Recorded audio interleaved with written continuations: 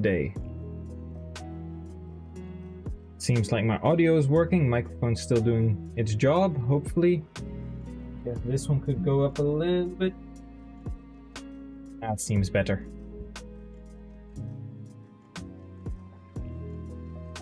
How's everyone? How is everyone? How's it going, Mirror Samurai? Hope you're doing well. It is actually like stream just started and you're already getting a striptease. It is actually quite warm here. There we go. That's better. How's it going, Garrett? Hope you're doing well. I have a few plans for today. Mostly actually doing some busy work. And that means I won't have a lot of gameplay. So I was actually kind of wondering...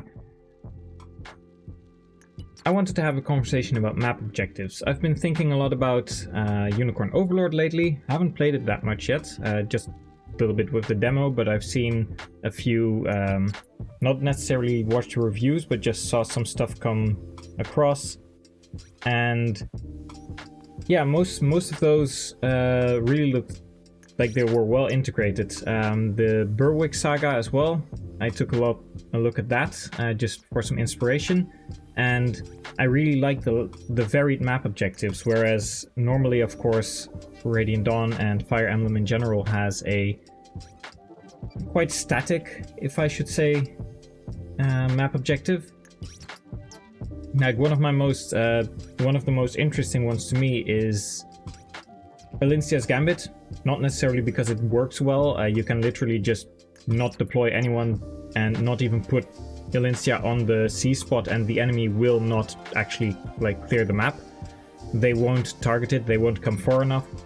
However, 3-3 comes to mind as a really good map objective, and I want to implement some more varied map objectives. Revival stones as well, like cool that you actually mentioned those with being implemented. I believe I literally have one of the skills on the screen as well. Which you will see in just a moment. But yeah, I think that a lot of times it's quite linear for maps, and things like 1-1 in Radiant Dawn, it's a very small linear map that works. 2-1, even though it's also a defeat boss map, actually has you go around the map quite a bit to recruit Heather, get the houses, the bandits of course come across. So that one actually does allow you to go around, do a lot more.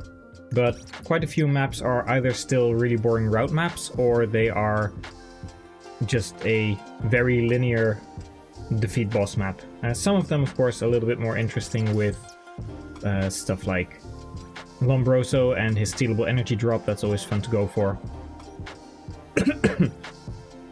And I like all of the map objectives, but I was curious as to what, when you're playing Fire Emblem or when you're playing any other strategy RPG, what are the kind of side objectives or complementary objectives that you really like and that you want to play for? Because I have a few ideas. I also indeed want to make sure that you just can't rush the boss, defeat him in one turn and be done with the map. So I am going for something akin to the Revival Stones as well for Engage, but I have some plans already with the Branded, with the Spirit Charmers, they of course being like different commanders on the map. Not necessarily bosses, but like sub-commanders, and they will have differing loot or get more experience. Like you can get more stuff if you take on that additional challenge. But I don't know, I'm lately just thinking about time-based objectives as well, and I was thinking of like, what's your opinion on those? Because having more feedback and like more opinions on the matter is only a good thing in my opinion.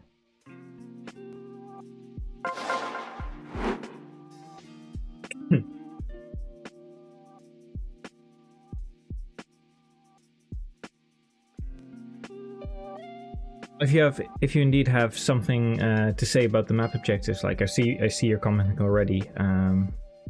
Like the things you can have 12 defeat commander maps and they have different layouts, yeah, such as with 2-1.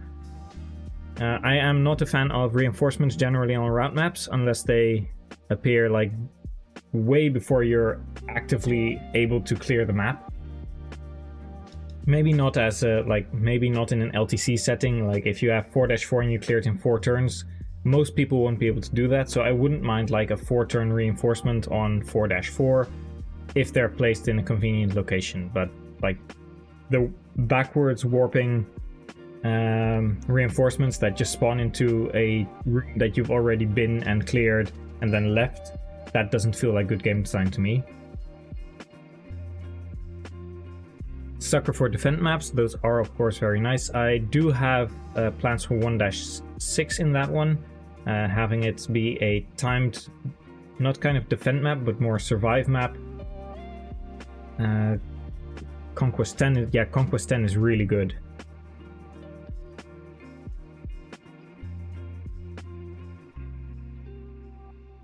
I haven't played Conquest 21, so I don't know about the... I get the premise of like the infinite enemies.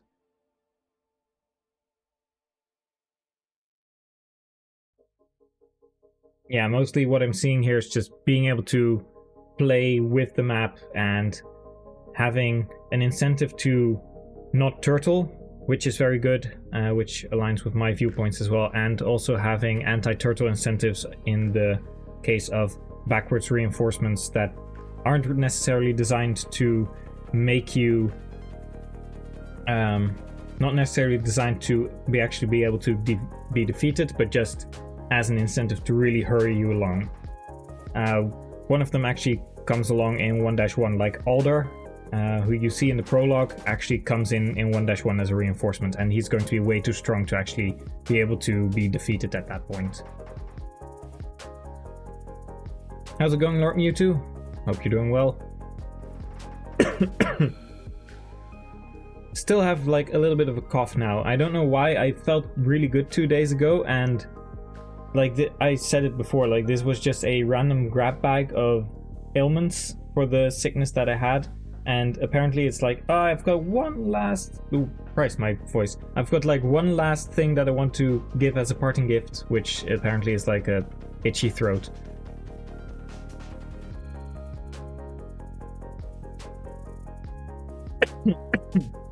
Let's see. I have... Wait, why is my dolphin not showing? It's because it's paused? Oh, that's interesting. Okay, so I have... I guess I can show like the work I've done so far.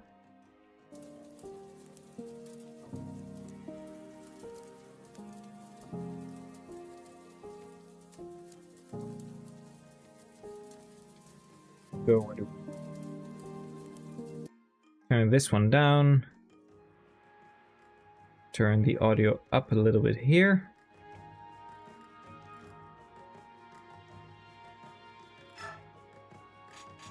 I removed pretty much all the skills that, except for a few double ones, like or was it Blood Tide? And as you can see, most of the skills now only show one, like Alacrity, for example, is still bugged. But Anger Point, Smite, Counter, Provoke, all of them only show one of them. Cancel has the wrong icon or the wrong skill showing. However, if I take the Paralyze skill and take the Maim skill, you will see that I won't be able to use Impede anymore because I used my 2 Fierce Scrolls and... Oh, I did see that.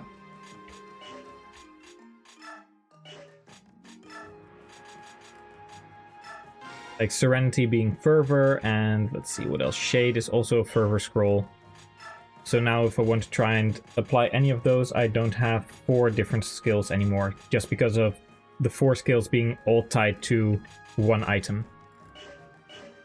However, if I then remove Maim, we get Maim, Paralyze, Impede, and something else available again. Let's see, I believe it's...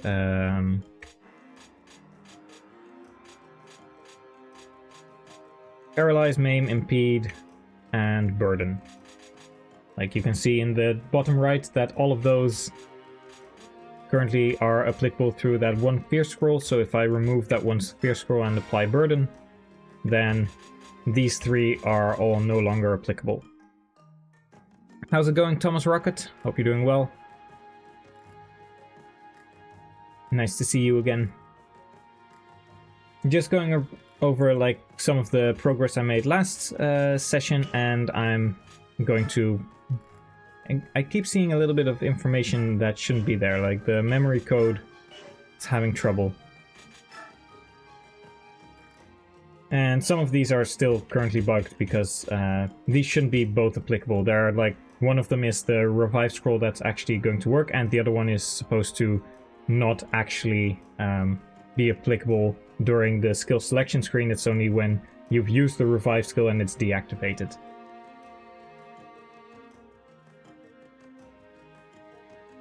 Yeah, being able to be quick and aggressive is one of the best things in Fire Emblem, like the anti-turtle incentives. I also am looking into whether the Void Curse concept from Fates is applicable. Being able to just have no experience gained anymore, that's also something that should be possible. Thinking about some map objective I've dreamed of for one of your fan games. I'm interested in those, like not necessarily, of course, I'm not planning on stealing, but just being able to hear different people's ideas and concepts is really nice.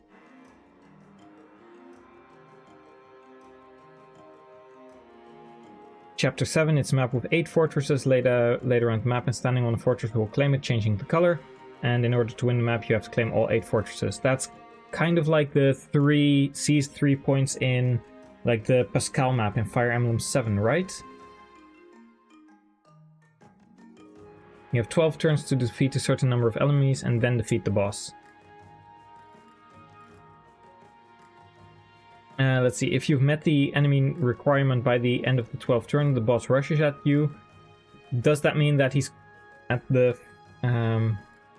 is that at like the start of the map? Is he outside of the borders of the map that you can target him? Or does he become aggressive and is he on the map at the start? Because that, of course, would also differ. Like, could you rush the boss just without trying to meet the enemy requirement? Or does he only appear on the map after you've done that, kind of like in 1-9, where you have to kill all the mooks before Jared spawns? How's it going, Kyle Matthew? No, not a puzzle game. This is mostly just working on Daybreak. I've been busy with skills. As we can currently see, there's a... Let's see, we remove these. There are a lot of skills that are currently able to be applied, and there's still a few mistakes in here, like cancel having an icon next to it, or the... Let's see, disarm also, same thing. And revive, for example, both of them being able to be applied, whereas one of these should actually be the skill that is grayed out when you have revived someone. And half of the things I see in here, I have to process them, well, for understanding them. I mean, that's okay. Just take it easy. If you want, you can just lurk around, and if you have any questions, I can always elaborate. That's no problem. Would he then be untargetable if he's on the map at the start and he just isn't targetable because the enemies aren't defeated yet?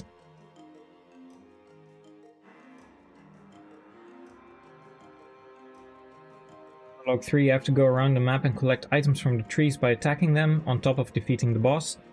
This is like maybe kind of niche, but does anyone remember that weird concept in X and Y where if you use like certain attacks on enemy Pokemon, like Air Cutter, then it would also drop like berries if there was a tree with berries behind the enemy Pokemon?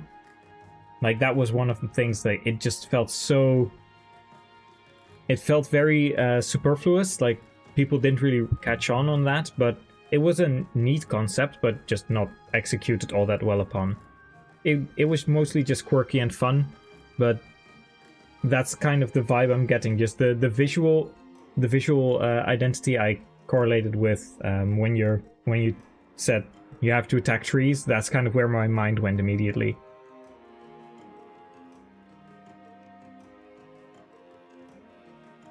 No, you won't be able to play the FE game yet. Just because like Radiant Dawn is what I'm working on most of the time, and Daybreak is going to be mostly a project, like a passion project. It doesn't have a patch yet, but just if you want to lurk around, be my guest. It's always nice to have just people listening in is also just really nice. Knows that I'm talking to people, and that, yeah, it's just cozy.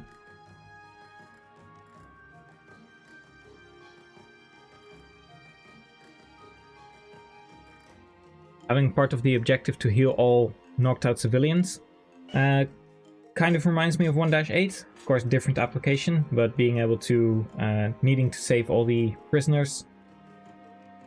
And yeah, it was a very obscure mechanic, just getting patchaberries out of nowhere. Let's see, I am going to, in the meantime, just see which skills I can apply. Some of these shouldn't actually be applicable, like stand shift should be a personal skill, because this is a skill that won't be... It's kind of a weird one. You know how in Radiant Dawn, like in the code, pretty much how the Lagoos work is you have a untransformed class and a transformed class, and when you transform, you go from the untransformed one to the transformed one. But the stance skill is just a cover-up, like the icon, and it tells you what it does, but the scripting does something else, and it's actually not even done with like the scripting tools. It's you go from untransformed A into untransformed B, but you go from untransformed A into transformed A. However, when you revert, transformed A does not go back to untransformed A, instead you go to untransformed B, and then untransformed B goes to transformed B, transformed B reverts back to untransformed C. So that way you can loop around, and then in the end, transformed C loops back to untransformed A, or you could even loop it longer. It just means that you skip a beat every single time, and that way you can loop it around. So A goes into B, but B goes into C, C goes into D, D goes into E, E goes into F, and F goes back into A. Which allows you to do creative things with like caps or the way the unit works. But that has to be a personal skill, because that skill itself doesn't really do anything. It's just how the code works and how the class shifting works. So that one definitely shouldn't be assignable. Like, yeah, cannot unassign. Currently it was for Keisha, and it wasn't my idea, but I'm going to like fiddle around with it a little bit.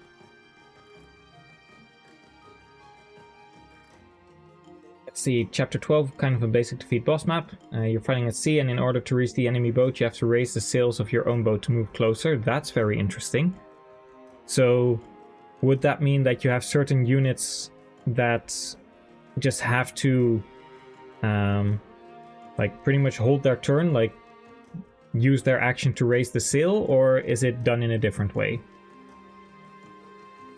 Because it would be really cool to see like the sails raise and your boat to move forward and catch up, because that would mean you have a dynamic map, and that of course adds a lot of flavor and a lot of character to the map. Not necessarily changing the objective that much, but just making it very memorable, which is also really cool. Let's see, chapter 17, it's your favorite. You're standing in front of the enemy castle and need to break in, but the portcullis is closed. So what you do is climb up 2 towers, one on either side, and at the top of each tower is a boss guarding a winch. Yeah, you have unit race still. And with the chapter 16, is that, like, if I'm trying to visualize it, kind of similar to the Zephiel map in FE6, where you have to go to like 2 different switches, and you use those switches to then be able to open the main gate where Zephiel resides. How's it going, your resident liability? Hope you're doing well. It's getting nice and crowded here. Yeah, take your time, take your time. I am like just to get everyone up to speed, I'm currently looking through all the skills, which ones should be assignable. This one, for example, shouldn't be. The revive skill also shouldn't be. And then there's quite a few mistakes, like there's a second revive here. The cancel skill currently is the wrong one. So I'm just going through the code and taking a look at like what all of these should do and what they're currently not doing. And I'm trying to correct all the mistakes. So it's not really going to be that much of gameplay today. If you want, like, I'm mostly curious as to what some of the, like, as a conversation while I'm just currently mostly doing some busy work, like, are there any map objectives that you really like, or any, like, side objectives? Like, what are the things that really make a map memorable for you? Revive it, you could view it as such. It's actually, the revive isn't really a skill that Ashra has, it's a piece of code, but it pretty much works the same way, yes. However, this one is slightly different. The way I'm intending it to work for characters is, let's say we have Raphael and Nyla, and if Nyla were to die and Raphael and Nyla have an A support, then if they have an A support, if Nyla then dies and Raphael have an A support, Raphael revives her, so it's also dependent on which characters are on the map, and it's dependent on support level. This means that for certain pairings, this is going to be impactful, and of course it does have to mostly revolve around healers. Like, it wouldn't really make sense, even though Shinon and Rolf have a really cool dynamic together, it doesn't really go and work that well because Shinon doesn't really have like a revive mechanic. Yeah, kind of like Guard, except more reliable, because you literally could just throw a character into certain death and they would survive. It's reliable Guard. And this could also work that that depending on the support level, you regain either 1 HP, 10% HP, or 25% HP. Like, there's stuff you can do with that. Let's see, I was at, like, what was one of the other mistakes? Cancel. So as you can see, like, I have my cancel skill, and it's a lot of different icons. Currently, I have, this is where the mistake is, I have cancel F, which is currently only usable by Har. Cancel free means that it has 0 capacity, and it can only be learned by Har. You cannot learn corrosion, either version, or disarm, or the other cancel. And then we have cancel, which costs capacity, which is cancel C, and any human or any Bjork or Lagoose can learn it. You cannot have this skill in combination with corrosion or disarm. These are kind of stuff I might change, but the main mistake here is currently that this shouldn't have an icon. And that is because this should be cancel C, and that is just cancel. And then this one should be hashtag P3ED.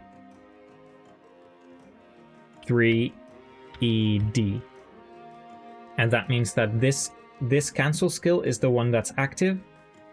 Kind of like how this works is, in base you can assign either the free one or the one that costs capacity. And from there on out, on turn 1, these two get removed. You get cancel 1 to, or rather you get cancel 4, and then you go through the cooldown system, and once it's active you get to cancel. And then at the end it gives you back either the free one or the one that costs capacity, like at the end of the map.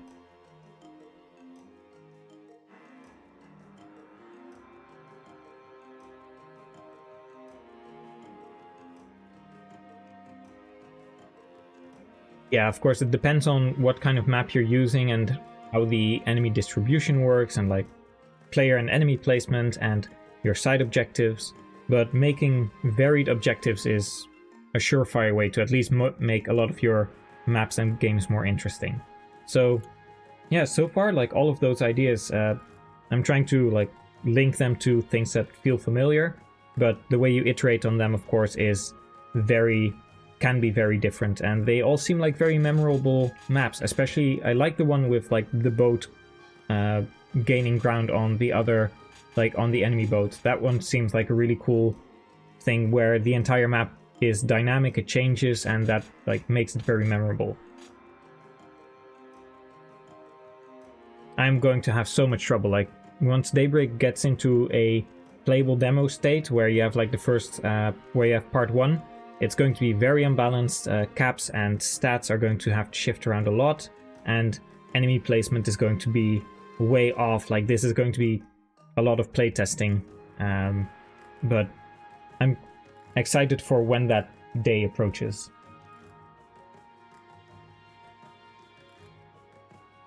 Oh wow, you don't actually hear a lot of praise for 3.11 all that often. There's actually one thing I really would like to be able to do with 3.11, and that is make the pitfalls can probably be iterated a little bit better upon, that you know where they are, but I really would be able to like I personally like 3.11, so we're in the same boat there, but I really would like if there's a little bit more of a visual indicator that you can actually see it if you look closely and pay attention. But I am going to look into it to see if it's possible to also shift around all the what's it called, pitfalls, and I could even do it that depending on, for example, Ike's XP value, let's say if his XP value is either between 1 or between 0 and 9, or if it's between 10 and 19, etc, all the way up to 99, I could probably load in different pitfall locations whenever loading in the map. I just make it look up what Ike's current XP is, like which threshold, which bracket he falls in, and then depending on that I load different tiles for the pitfalls. So you could have a different map every single time, just with like small changes. They of course wouldn't I'd probably try and keep the amount of pitfalls the same and general location the same. Yeah, the 3-8 meteors as well, except that the meteor tiles are like fixed on the ground. So I can't really change those because they have a visual indicator already. But if it were possible with the pitfalls to create a visual indicator, I'd really like to do that.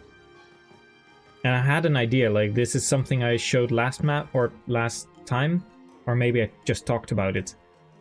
No, I definitely showed something where I can set terrain data. So I can actually have a dark tome that turns a tile on which the unit was attacked into a waste tile or a Hades tile. Like there's a lot of stuff you can do with that. And I can actually change the data of that tile. So I could change it to like a waste tile that has -2 defense, -2 resistance, -15 avoid. However, I really would like to have a visual indicator for that as well, because that's like the one thing that you really need. Because if you're on a big field like 310 and you don't have that, then it's really annoying, because then suddenly you just take more damage and you're like, oh fuck, I'm on that tile, but you don't have any visual indicator. Let's see, revive definitely has to be changed. So we have revive, which is the normal one, that's fine, and then we have this one, which shouldn't be applicable. And I'm probably just going to make revive a personal skill anyway, because it's not something that feels right to be able to shift around. And then revive 0 is going to be the C0. This is going to be like the grayed out version. Then Paralyzed, Tempest, Serenity, Gamble, this all seems fine. Shade. A lot of these skills, of course, going to take quite a hit, and you might see that the capacity is like really low.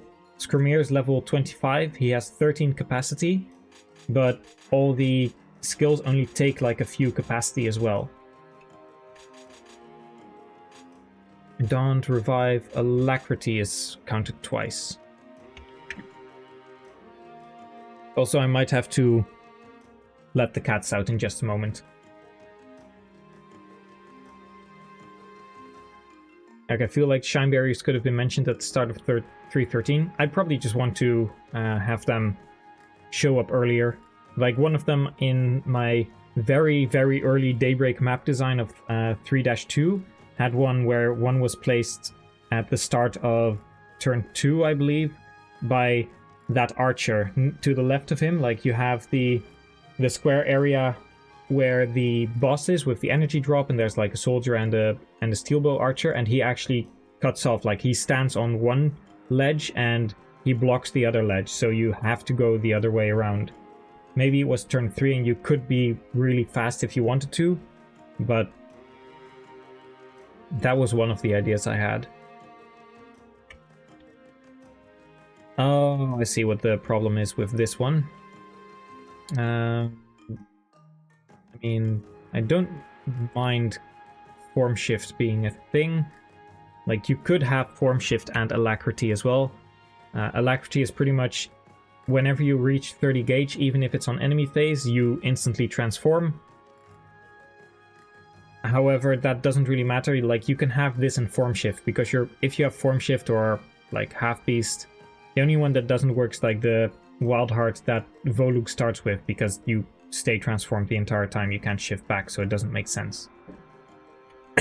But any other one doesn't really matter, but it's probably not optimal to do those two together. One, however, should be 0 cost, because this one is free, and this one does cost some. And let's see, who is someone that probably could use this? This seems like a skill that would fit Ranulf really well. Currently, I'm also just putting like personal skills on units whenever I feel like it, just because I need to be able to test it, but this may change. Like, this seems like something that Ranulf could use. Something like Anger Point doesn't really suit him, but maybe it would suit Mordecai, because he has that transformation in Path of Radiance where Soren is ever so slightly racist. I really wish I would know how to create that cracked ground, because I don't know how to do it right now.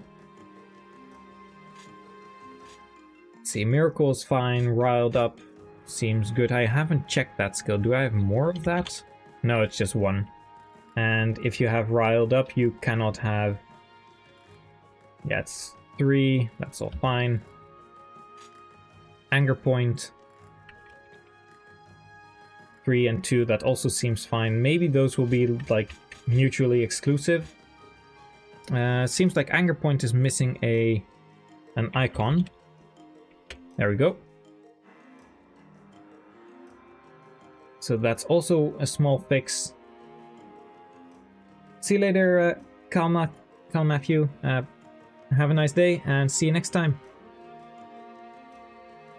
Also, I just had lunch, and I don't know, are you familiar with like bapao buns? Those are like the steamed buns with a meaty or vegetable or chicken filling. They're so good. However, I'm probably like a heretic in that regard. I usually put them in a toasty iron, so instead of being like a nice soft steamed bun, they come out with a nice and crunchy top and bottom, and then the middle, it's of course a bit flattened, but the middle is just very nice and fluffy still. Oh, I think I need to let a cat out. Just a moment.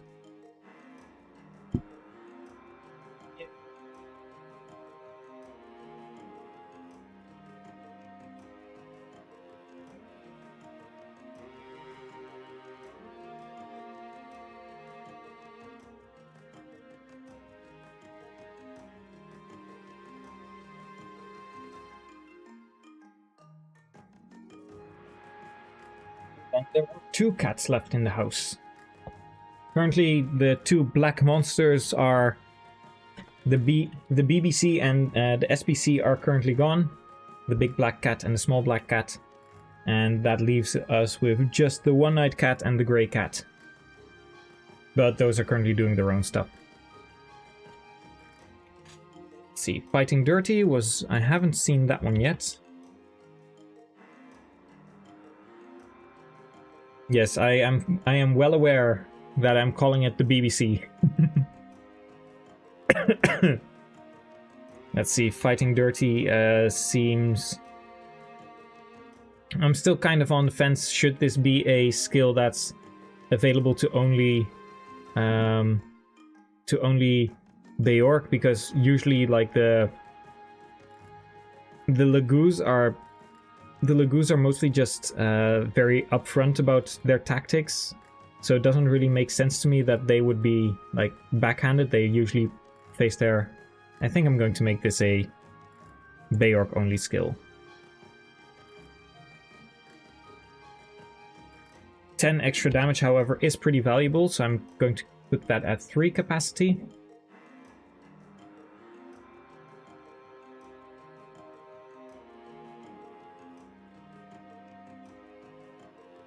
Just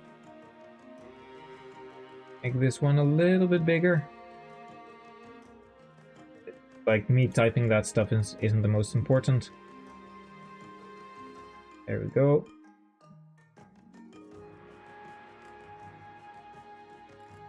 That should be relevant for most stuff. Guess I can rein it in just a little bit.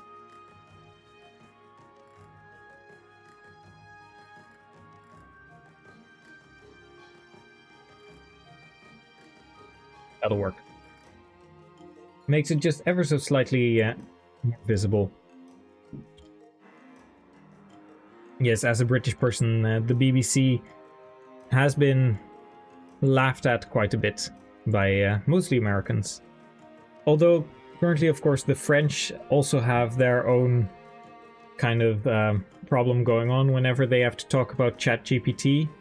They talk about ChatGPT, which translates to cat I farted. So, you know, there's some issues with translation and things getting lost in translation every now and then. One of my favorite with these was I know I'm terrible, but I do play League of Legends, and at one point there was a skin, like the launch skin for Kayn was Soul Hunter, but they mistyped it or something, and they accidentally turned it into Shower Hunter in Russian. So it was the launch skin was Shower Hunter Kayn, which just seemed very funny to me. Corrosion being 4, that's kind of a big... Nah, it could be a little bit less, because corrosion is going to work slightly differently compared to what it's doing now, because we don't have infinite, or we do have infinite weapon durability nowadays. So corrosion is going to create rusted weapons, which is pretty much just the broken weapons from Thracia. You'll still be able, or Treehouse is probably better. You'll still be able to use them, but they will be very weak. It does, however, mean that the enemy is going to keep a weapon on them, even when they get corroded.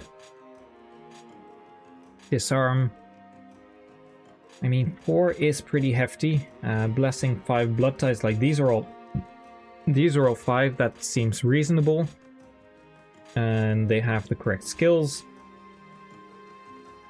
It's also, I really wish, like, I made these way in advance.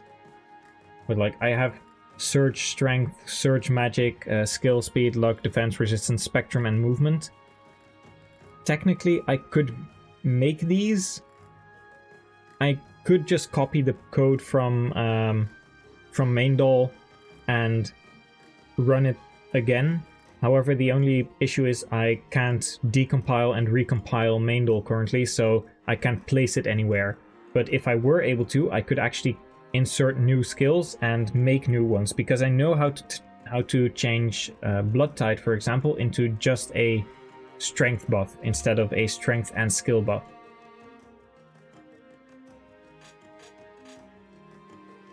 I just wish I could insert them. Like, I know how to do it, I could just replicate the code, but there currently isn't any place for me to place them, which is kind of a bummer.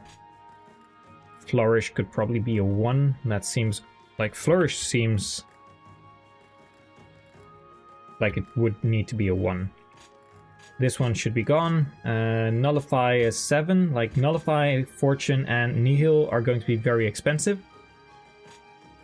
as are Beast Foe and all the other ones. And Parity, at first I had Parity as, I believe, a Martial Scroll, and I think I might bring that back.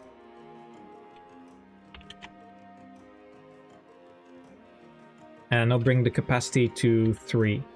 Because Parity seems like a very important skill. However, it's something that only works on player phase, so it's not as good as Nihil for enemy phase. Like, I don't really want to use Nihil that much. I really want to... how do I say this? I really want Nihil to be a failsafe, instead of being something that is pretty much required at the end of the game. Like, the Black Knight is not going to have Nihil, it's not going to have Parity or anything like that, he's not going to have Mantle, same thing with the Ginsia. The plan is to have them have fully decked out skills, fully decked out kits, and you can work around what they bring to the table.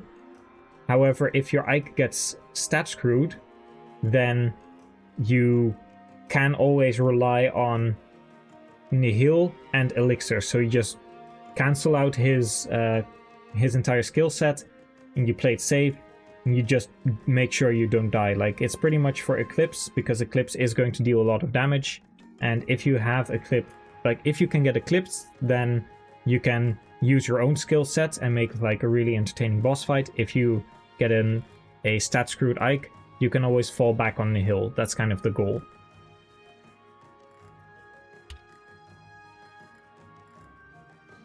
And yeah, if you have any questions for the Q&A video, like, you can think of anything, like, even if it's, as I said, as long as it's not stuff like credit card numbers, but just regular questions about Daybreak, about me, about plans for the future, just anything you want, you can ask them in that channel that I specified in the status updates. And yeah, Flourish actually does appear in vanilla. It's buyable in like 3-2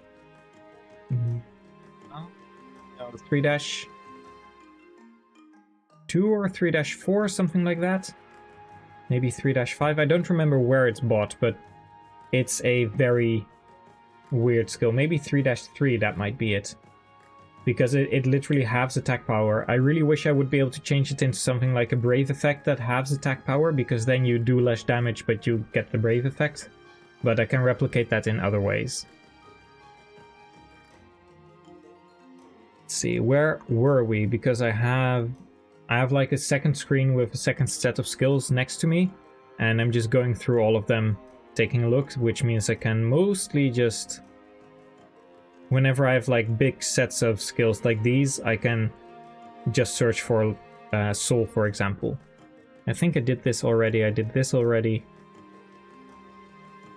Resolve, cancel, I gave Adept. I got quite far. Daunt. Yeah, Flourish is nice for training, but it just doesn't really see any use outside of that, and I'd like it to have a niche use, but currently it's going to be part of the martial skill. You could just gimp a character like a lot with Flourish and Blossom, and then you could give that, like, all of that and Mercy to Elincia. That would be the worst unit in the game, probably. If I ever get around to doing this kind of like a Corrin quest, but then for Radiant Dawn, I'm going to give skill loadouts to characters, and that's going to be a lot of fun. And then people can definitely create like a character that has Flourish, Blossom, and Mercy as their skill kits. Would be absolutely terrible. Let's see, Quick Shift should also just be fine. However, I don't think this should be 0 capacity. I think this should be 3 capacity, because it's very useful to be able to immediately shift. Pulse Shift, which should also be 3. And then Hot Streak. Let's see, this is, other than this, Stamina. I don't remember what Stamina does. Hot Streak should not be able to proc with certain skills, like all the crit skills. It should not, for example, be able to be combined with skill ID Beauty.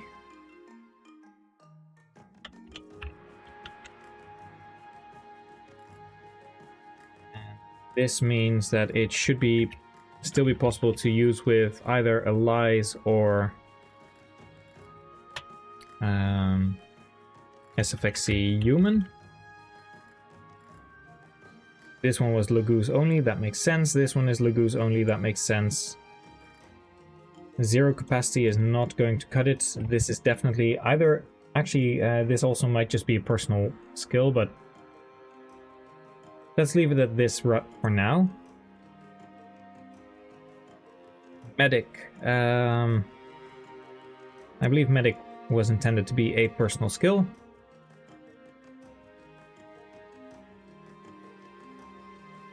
When defeating an enemy, commanding unit heals back to 80% of... that's a remnant from Exalted. Probably not going to use it, but I may as well just clean it up in any case. I think that was a personal one. Amnesia I'm not going to use, that's definitely from Exalted. Like, the icon is different, and where it's placed, like, I added all of these in just because if I ever make this entire thing public as a base for people to work upon and make their own skill system, then it would be nice for people to just have the entire set and be able to work with things that have been made already instead of having to do things from scratch again. So this one definitely cannot compete with Streak, because these both give crit based on certain conditions. However, you can't give the skill crit plus 25 twice, for example. So those wouldn't be able to work together. Same thing with skill ID Initiate. Like, that's a pretty important skill, and I think that's going to be SFXC Human. SFXC Allies. This probably is going to become a personal skill for maybe a few characters in the end, but for now I'm just going to make sure that they're all applicable to multiple characters so that I can test it out. Let's see, I don't want this to be able to work in tandem with skill ID Streak. It was Streak, right? Yeah, it was. And I don't want this one to work in tandem with skill ID Initiate. There's so much to think about. Just having to think about, like, what skill who can use it? Who should be able to use it? Should it be personal? What capacity should it be? Is it tied to cooldowns? What other skills use the same system and thus cannot combine with this one? Are there any skills that just thematically wouldn't be able to combine with this one because they just wouldn't be able to proc? Think about Maelstrom and Quick-Claw. They're pretty much the same skill, and I really wish I would be able to change Maelstrom into a magic version. I tried, couldn't find it.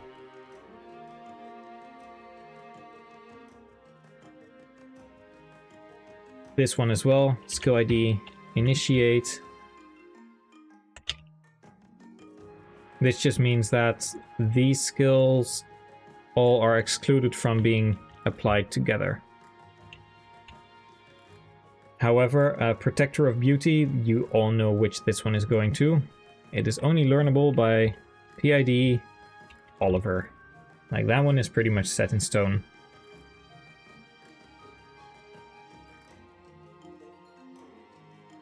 This does mean that Oliver is not able to use either Moxie or Hot Streak. But that's okay. Otherwise it just doesn't work with the skills together.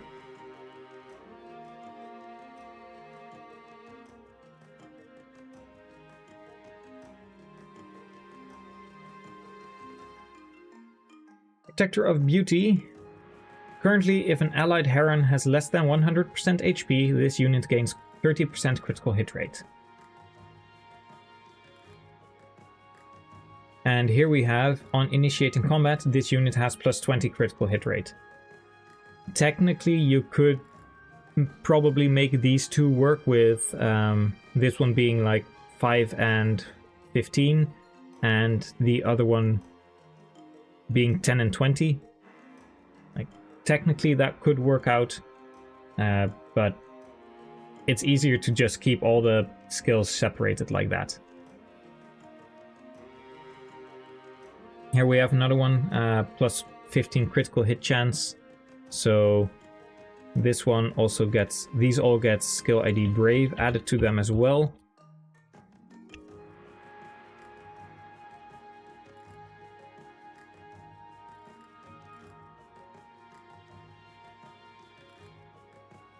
I have this big balance document, and I'm going to eventually add all of these in and tie them like in groups, so it's really easy to see which ones are like in the same, like all the Goose skills, all the Bjork only skills, all the mastery skills, all the enemy skills only. But I haven't been able to update that yet because I have to make it work and function here first. See, we had bravery, and that one of course has 1, 2, 3, 1, 2, 3, 4, because you also can't have it with yourself. So this one, these all, I'm forgetting something. Sid Streak. You shouldn't be able to get this skill if you have it yourself either.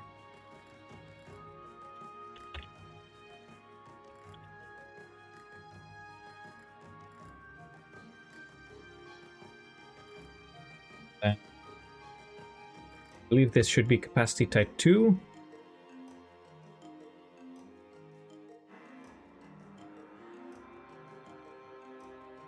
Skill ID initiate. And see, I think Maelstrom should apply the shock paralyze effect. There is a skill that does that already. That's Howl. Howl does that. So that skill pretty much exists. It's called Stagger because Howl was it was Lagoose only, and it's going to be applicable by Bjork and Lagoose now. So it has to change the name because it doesn't really make sense if, for example, Aran or Nolan uses Howl. So I called it Stagger instead.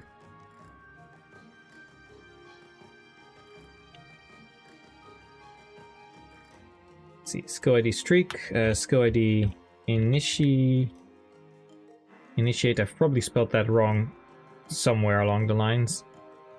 Skill ID Brave, because you shouldn't be able to use this skill with itself. And the last one was skill ID Beauty.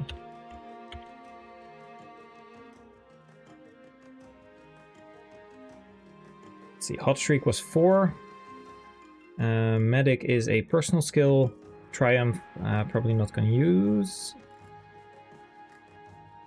Amnesia, not going to use. Protector of Beauty is a personal skill. Moxie is 3, that is fine. And Bravery, having 3 seems reasonable as well.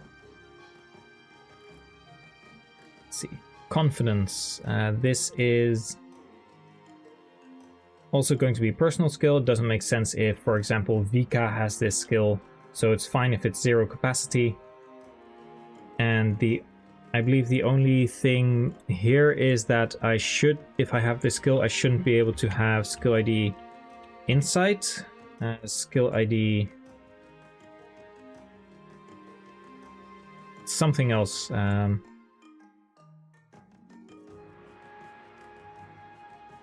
Skill ID Evade.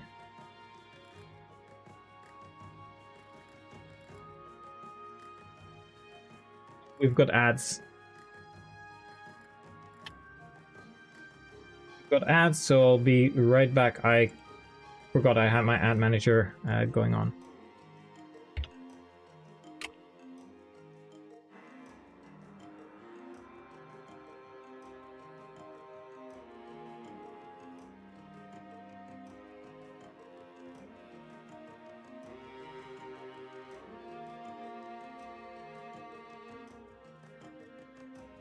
Be right back. Means that I can replenish my tea as well.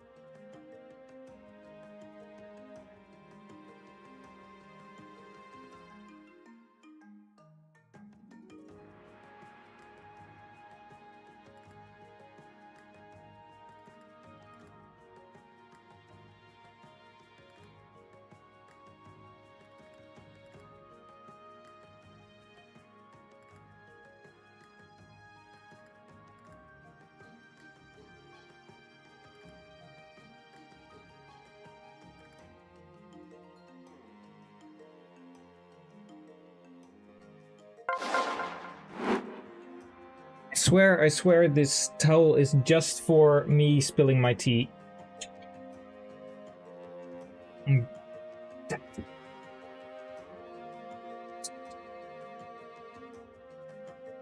Say man's not hot, but I can assure you, those fingers, they felt the hot.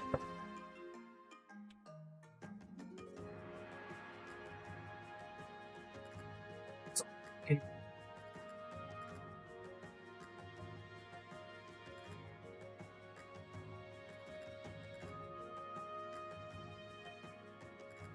Spilling tea is indeed very common. I'm well aware with the risks that it pertains. Oh. Okay. Let's see. Again. To be fair, the cup was also quite warm, so.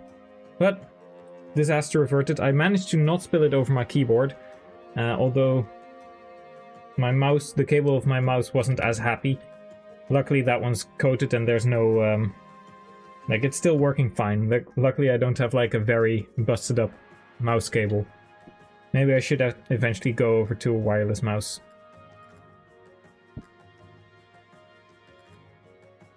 Let's see, we are back. And I kind of got where I was. I was going to check insights. Because this was a, like I made a skill that pretty much is insight on paper, but I made the original insight hidden, so I can add a version for that is not a personal skill as well. How's it going? Company again. Company aside from the cats.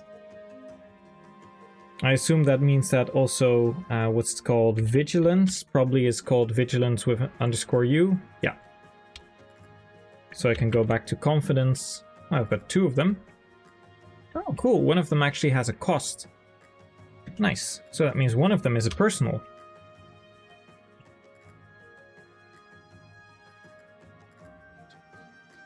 You should go make some tea, Thomas. Tea is good for you. No, I just got some tea and I spilled it all over my table. I have like one tea that I really like, which I've liked since I was a kid, which is licorice tea. It's also really nice because it doesn't ever turn bitter. Even if I like go to bed, I have a nice cup of tea and I fall asleep in like 30 seconds. The next morning I can still drink that ice cold cup of tea. I don't mind, like it's still sweet, it's still good, but it's not overly sweet. It's just a nice, I mean, I'm Dutch, I like the taste of licorice, what can I say? Let's see, confidence, having both focus and reflex, that's quite a big deal. You have 20 hit and 20 avoid. So this one, if you have this skill, you cannot have Insight J, you cannot have skill ID vigilance _u. You also cannot have skill ID evade, I believe was what it's called, and skill ID focus. And the same should go for this one.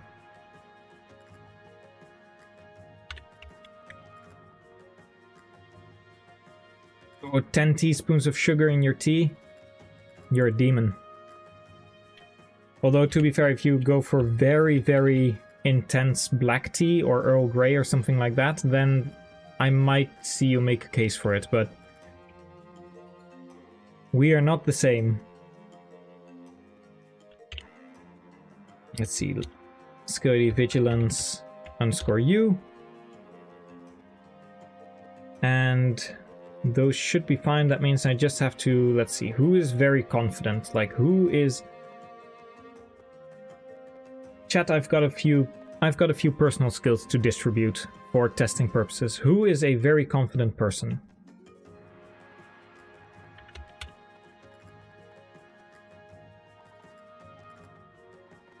I'm thinking...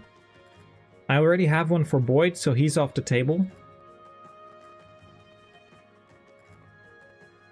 See, I also had... Where's my items page? Tormod, that could work. Let's see, Tormod, that is PID Topak. It's almost Tupac, but PID Topuk. Liar would work as well. I think Liar currently also has a skill already, if I'm not mistaken. Hunting Mood, that was one that we created a while back. Whenever units set 30 gauge when transformed, unit is set to goodbye rhythm. Which still needs a slightly better name, but...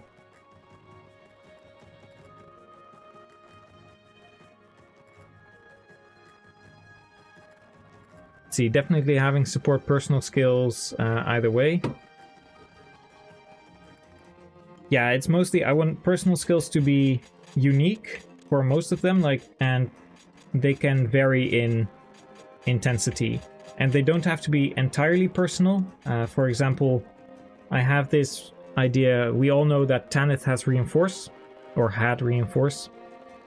And I really like the idea of that one support conversation that... It's either a support conversation or just story moment where Lucia talks about a few generals in the army of, like, Crimea. Let's see if I can find it. Lucia shouldn't have that many supports, should be easy to find. Eliana, Janaf, Bastion, probably Bastion. It was something like Marquis. Matter Man, nope, not with...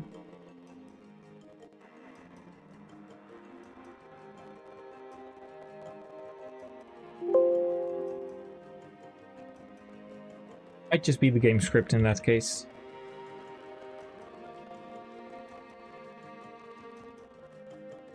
But there's this one moment where, like, it doesn't really matter what they're called, but there's like this one moment where she's talking about a general and a marquis and someone else. And I think it would be really cool if Lucia at a certain point in time gets like a base conversation where she also gets reinforced and then is able to get those characters. And then you might think like, oh, but Tanith has reinforce and then everyone gets turned to stone. I have an idea for that, but I'm not going to spoil it yet. But reinforce is actually going to stay relevant, I hope. Like if the idea is able to take shape, it's going to stay relevant for a long while, even when everyone else is turned to stone. And yeah, stuff like Hunting Mood, I like it because it doesn't really impact battle that much. It's something you can plan before battle. So you can think about, it's just a nice bonus. You don't have to think about it that much, but you can actually also think like, oh, if I go here then and I transform, I get into Goodbye Rhythm, or if I use Riled Up in tandem with that skill, then I get 30 gauge on turn 1 if I chug on a Leafy Grass, stand next to Transformed Mordecai, and I also get, I am in Worst Bye Rhythm and I get set to Goodbye Rhythm, all in like one turn just by standing somewhere and using an Olivia Grass. Something like that could really make positioning fun and interactive, whilst not really being detrimental to like having to think about 10,000 different aura supports where, oh, Demoiselle gives me like -2 and then I get +2 from Rose's Thorns, and Gentilhomme gives this and this to that character. Like all those number crunching is something I dislike about Fates. I like it when the skills are more generally applicable and don't have to do with combat all that much. Which is why like a lot of the things that I'm trying to make don't necessarily involve numbers that much, and instead work on stuff like independence. When no units are adjacent, you gain the bonus range on certain weapons. So Astrid being able to go somewhere and then make a move, and then the next turn, like it won't work if she starts the turn next to someone, but if she has no character next to her, then she gets that skill, and from there on out you can work around with that. It's more about strategic positioning in that case. Like, and there are a few currently, like Beguiling, when adjacent to a female unit, grant unit additional crit rate. There are a few that might be fun to work with, and like not all of them are going to be without combat mechanics. But I want to have a lot of them not be necessarily combat related. Like, I don't know what White-Clad Rival currently gains resolve when she's near White-Clad units, but that can always change. Bitter Rival, same thing.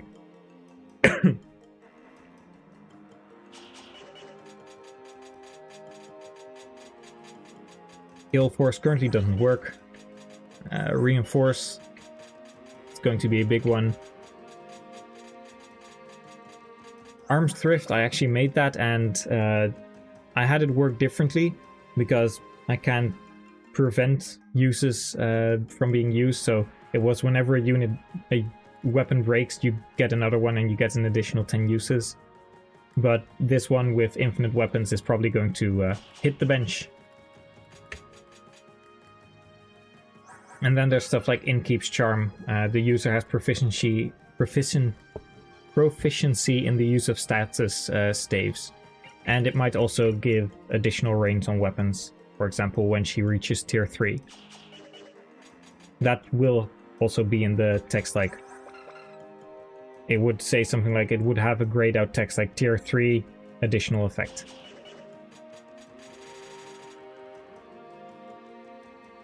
Let's see, confidence going to Tormod, which is fine. I do, however, need to make a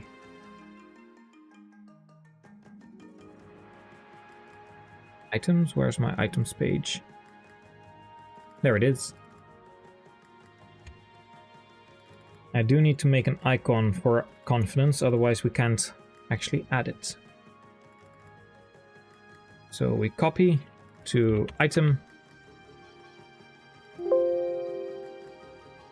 874 items already. Confidence. Confidence. Confidence. And confidence. And lastly, confidence. So now we have confidence as an item, and we can give that here. There we go.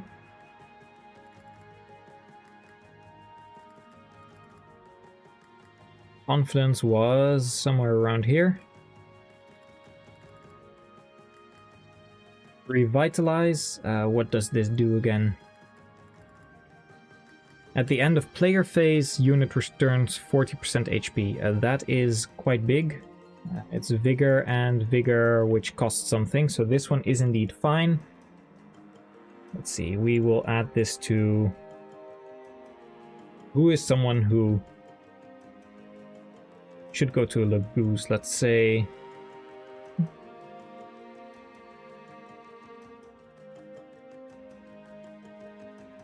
PID Keisha.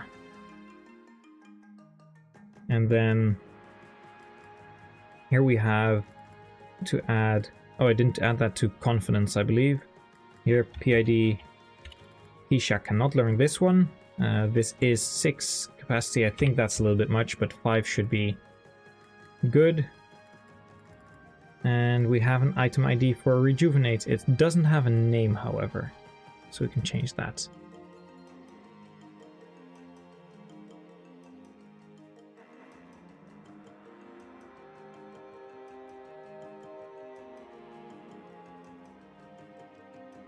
Rejuvenate and rejuvenate. There we go.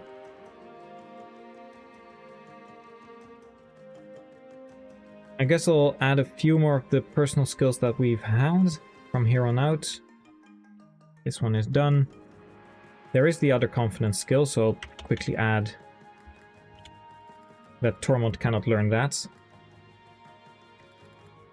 This is learnable by SFXC. Oh. Human. SFXC allies, and then it's not learnable by person ID Topak. That should work.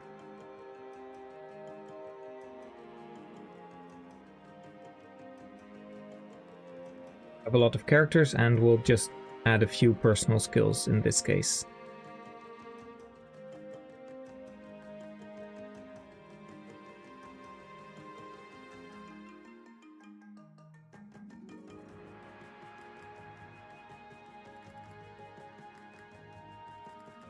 Currently you only will be able to see Nisala, but that's okay.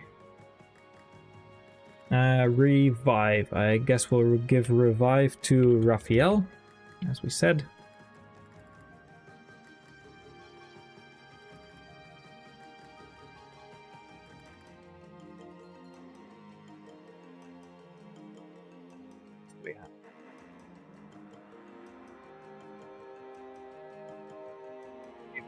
Is currently a skill. Oh, that doesn't have an icon yet to work with. Does that matter? Did I want to make that personal? I believe I wanted to make that personal.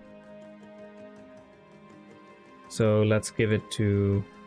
Actually, then this is fine. Who is brave? I think...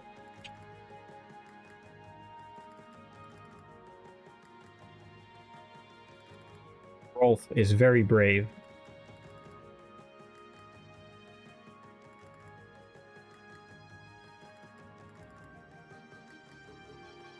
Triumph, we're not going to use that. Hot Streak. Currently it is not a personal. Do I have an item for that? I do not. Let's see, I think Kieran could do with Hot Streak.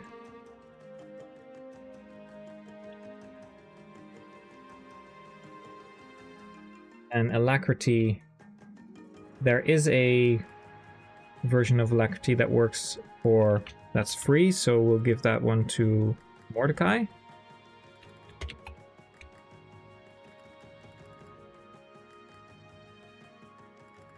Alacrity C. Alt Shift, we'll give that to, I don't know, Anna?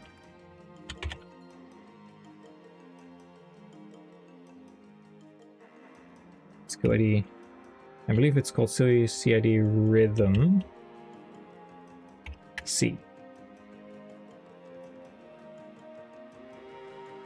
You were wondering if hypothetically you want to make have tier 2 have 2 paths come out of it, Ike and oh, Tower 2. Sorry, I was thinking about like tier 2 units. Ike wins and BK loses, or Ike loses and BK wins, and have them influence the next chapter. Can that be hacked? Technically, yes. Ike would not be a game over condition. Like it could, you could write it so that his story ends there. He never, like it would be very anticlimactic, climactic of course, but technically possible. Now you'd have to rewrite a lot of the scripts, but you could make most of the maps the same and just make Micaiah the commander. Let's see, quick shift. Gareth can have quick shift. Makes total sense.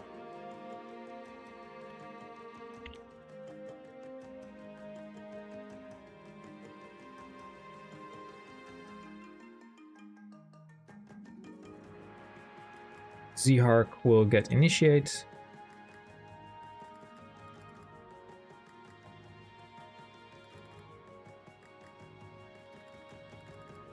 Flare, lethality, corona, soul, like these are all not that important right now.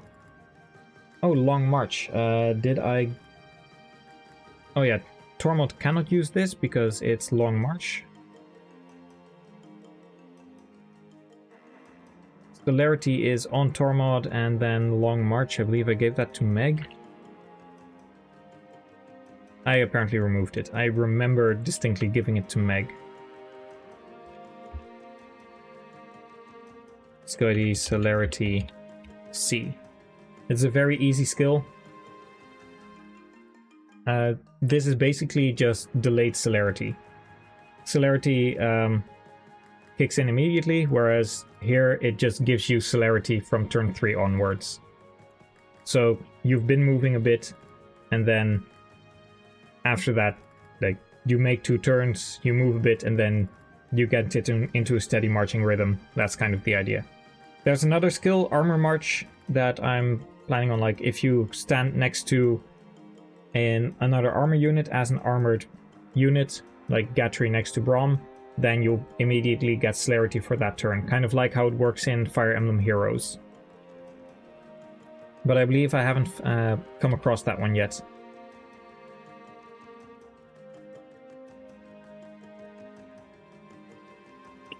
We have given Revive. Immobilize, Ordained. Oh, we were way past it. Here, Meg, you can have Paragon as well.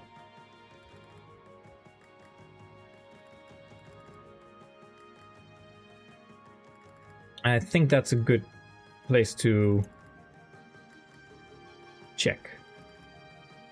Let's make a save point and go into game.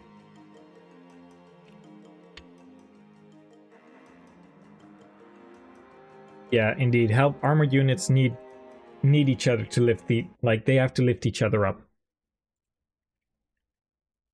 Kind of the opposite skill you came up with, Swift Start. Really cool skill. Can't make it, sadly.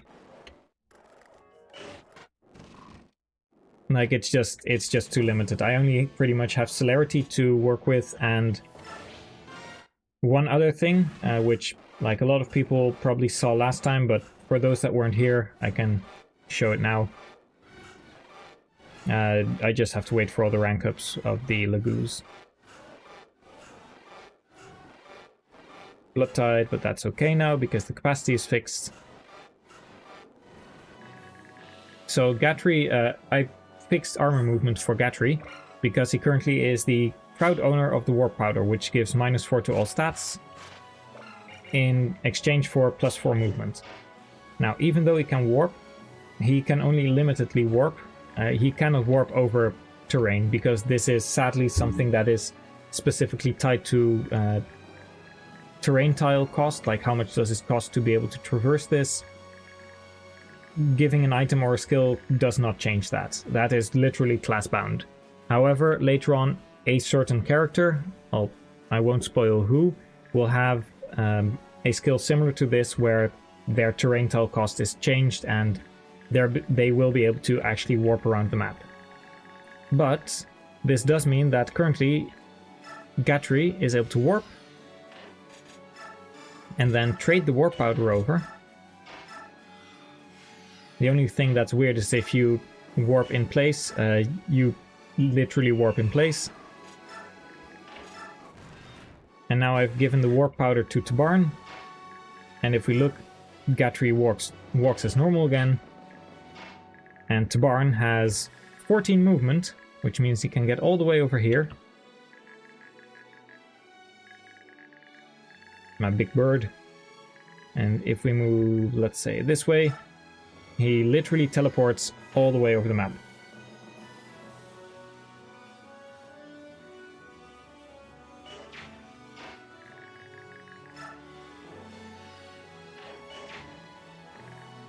Yeah, that is indeed where I got the shine animation from. And you can trade it around infinitely. It just means that if you want to have a character move, and if they have the combat stats to delete an enemy that really needs to be deleted, then you can do that.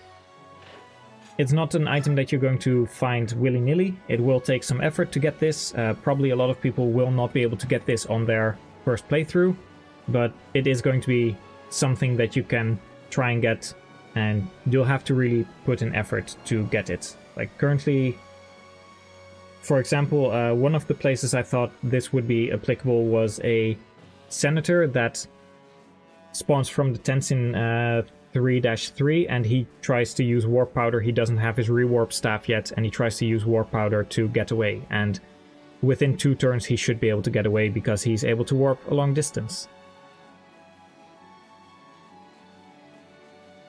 So then how do you use that? How are you going to use certain abilities and stuff like that? Like, he might even have miracles so that you can't kill him immediately.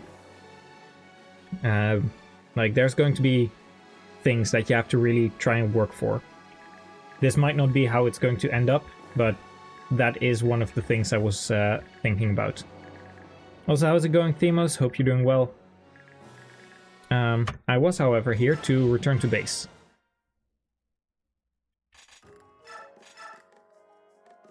And yeah, that is pretty much just how the Shine Tome came to be. BK Sounds Intensify. So currently we have Hot Streak and Bravery. That should not be possible. It probably is because they weren't made. Oh yeah, it's anyone can learn these, but they don't have an unlock item. That makes sense. Oh, there's 2 Hot Streaks. One of them is free and one of them costs something. That is why. Okay, so then if this one is free, it's going to be 0 capacity. And this one is going to be 4 capacity because it's going to cost something. Then I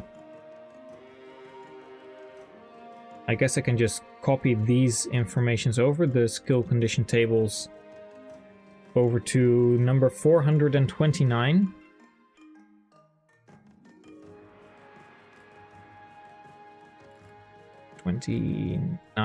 Yep. We'll make a new one here. Hot streak is going on PID liar for now. And then hot streak here. And liar cannot learn this one.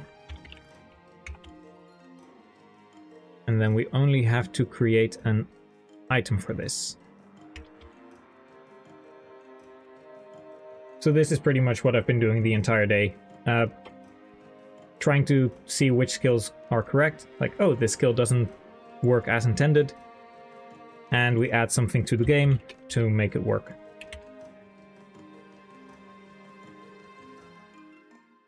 Confidence turns into item ID streak.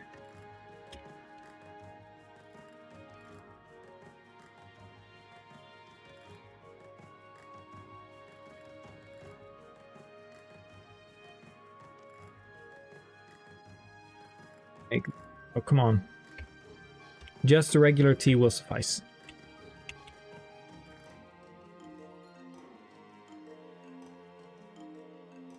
So that's one of them fixed, and the other one was bravery, and I'm going to guess that bravery also has... yeah. So this one is going to cost 0 because it's a personal skill. Someone who is brave. I know we talked about someone who was brave. Was it? That was Tormod who's confident. I don't remember who I gave bravery to. Let's make it for PID. Janaf. Sure. It doesn't really matter who I give it to right now. Like, even if it's on Janaf and I remove it, he won't be able to get it back, or the other character that I gave it to them. Advanced copy, we copy the skill condition table and we copy it over to number 431.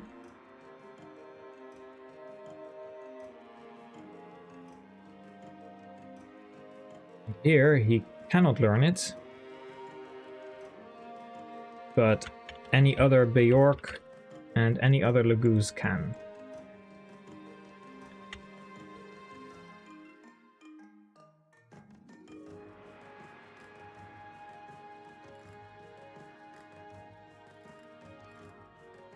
And there is no item for it yet, so we have to make that as well.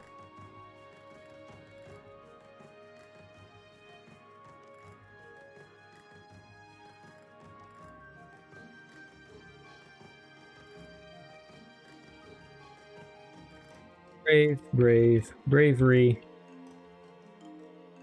Brave, bravery.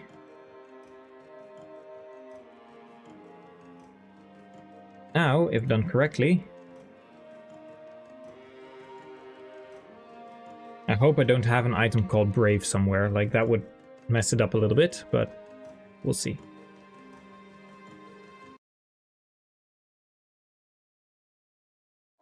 Cat, how are you doing?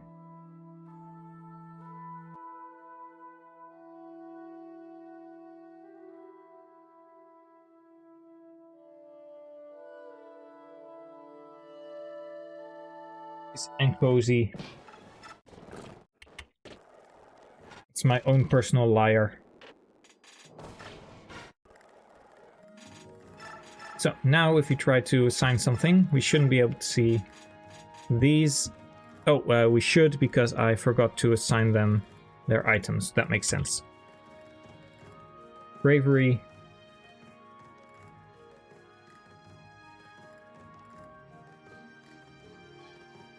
The costed skill and for, yeah, the bravery. So, and the other one was hot streak.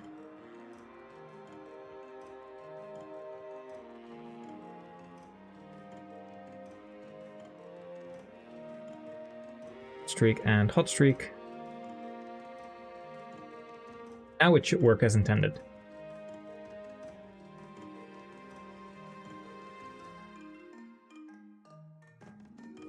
At some point I'm going to probably find the end of the amount of code that I'm able to run, like the amount of items that I'm able to process in my data file. and at some point it's going to overflow into game memory of other pieces of the ROM. But that means my tutorials are going to mess up, and a few other things like support conversations and the converse option on map, but I can probably trim it down later. It's all going to be a big balancing act in that. And as you can see, currently with this amount of characters, it is still very buggy, or very laggy. So we have, I just gave Ilyana both versions of Burden. As you can see, because she has Burden already, she can only equip one of these three. So if I give Impede, that should be fine. And if I remove this Burden, then she should be able to equip Burden again. Oh no, she can't, because I believe it conflicts with Maelstrom and Retaliate. That's true. Like, those are mutually exclusive right now. Flare is still wrong. Let's see, what is going on with Flare? Flare F, Flare C. She probably has Flare 0 as her class skill.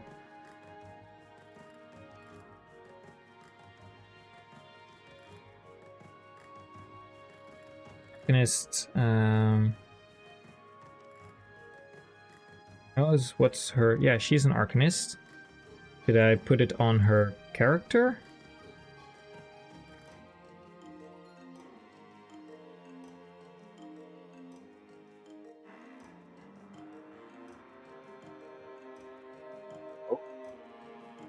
Oh, it's probably a remnant from chapter 1. That makes sense. That makes sense. So that one will just stay there because it's it was loaded in chapter 1. She appears in chapter 1, and that's where she got like the flare with the check mark. So I can't remove that one right now.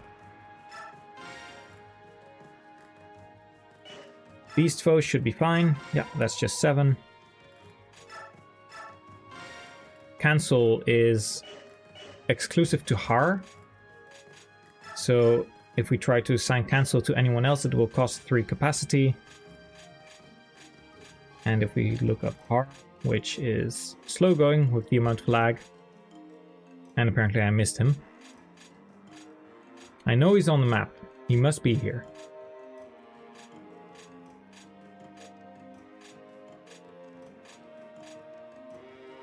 There he is.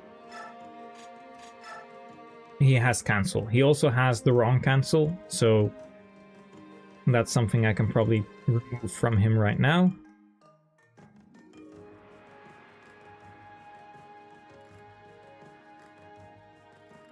Yeah, he has regular cancel, which of course shouldn't be the case. He should have cancel _F because it's the free one.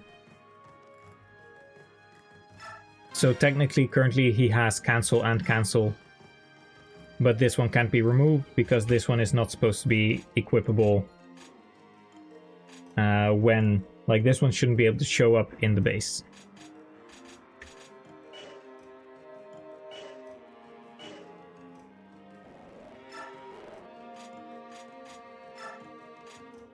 And we have Pulse Shift, which has Item ID Rhythm. That makes sense.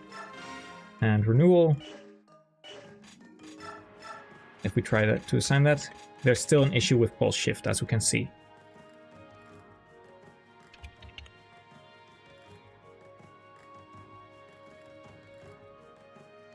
There shouldn't be 2 versions of Pulse Shift right now. What's going on there?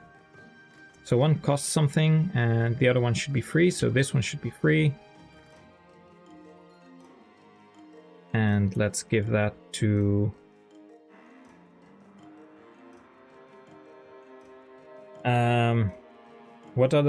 what Lagoos do we have? Like, who hasn't been used yet? PID Neolucci seems fine. And then here we just add Neolucci as the clause for not being able to use it. And that should fix Rhythm Shift. And Renewal should be fine.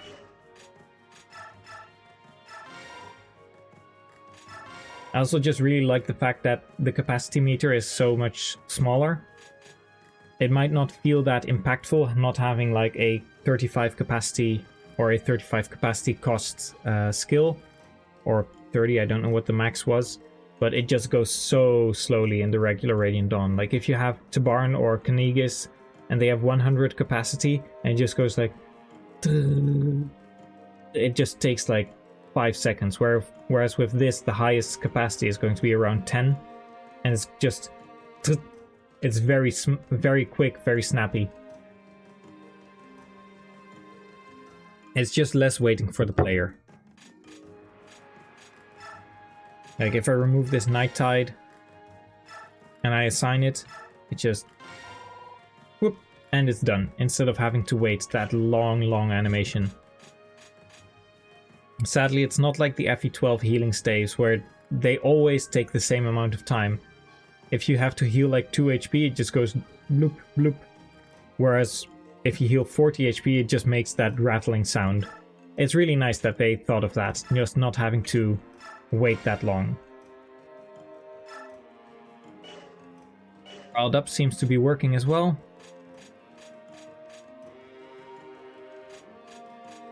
Yeah, I could show at some point a 100 point capacity skill scroll.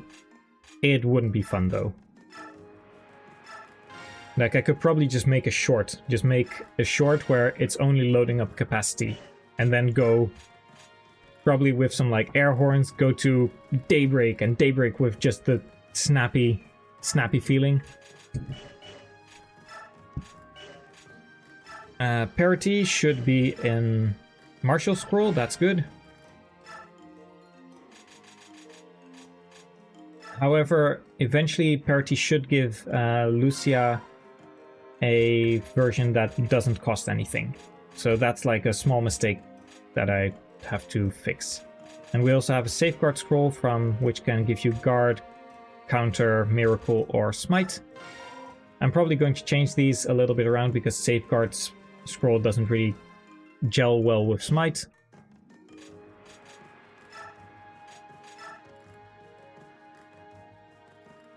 Confidence. Confidence. Does it have an... Doesn't have an icon, probably. Only one of them does. That makes sense. But that does mean I can just hack in confidence because this one doesn't do anything. And I can now apply it like multiple times.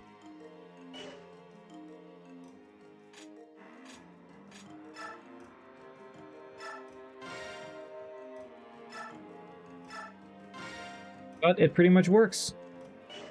Like this one is no capacity cost. I don't have anything to assign. Shade is a Fervor Scroll. Night Tide. I really wish I could make the those aura skills. Like that's, if you have like the rallies, except they're just always active, makes it a lot more position based and a lot easier to work around. But currently they just feel too intense. 5 skill and 5 strength or 5 magic, 5 speed just feels like a bit too much. I'd really like to tone it down to like 3 strength, 3 skill, maybe then 5 skill instead, because skill and luck are less impactful. And then 3 speed, 3 defense, something like that. Serenity, Provoke, Shade, like these all make sense to me. Like the Biorhythm ones and Shade and Provoke, all just in 1 skill. It's so easy, just 1 capacity. It's so fast. Night Tide for our friend Colbert.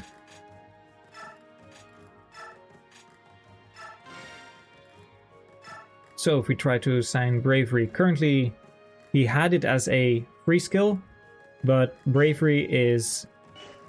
It doesn't cost anything for... Who was it? Jannath. So it was on Rolf, the free one, but if he wants to re-equip it, currently it costs capacity, but if I go to Jannath, he should be able to equip it for free.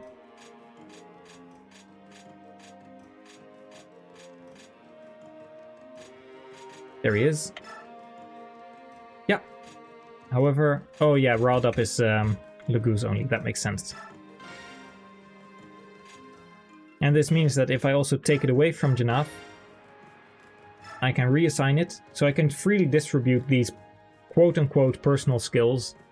Like, there will be personal skills which have a lock, and then there will be the innate skills, like Zihark's Adept, which you can just take away from Zihark. You can take these away from Janaf, but if you give them back later on, it still doesn't cost anything. It's just something that's innate to them. To me, it doesn't make sense that if Zihark knows how to use Adept, and you then remove the skill, and then relearn it to him, it doesn't really make sense to me that like he wouldn't know how to do that anymore, and suddenly it would take capacity.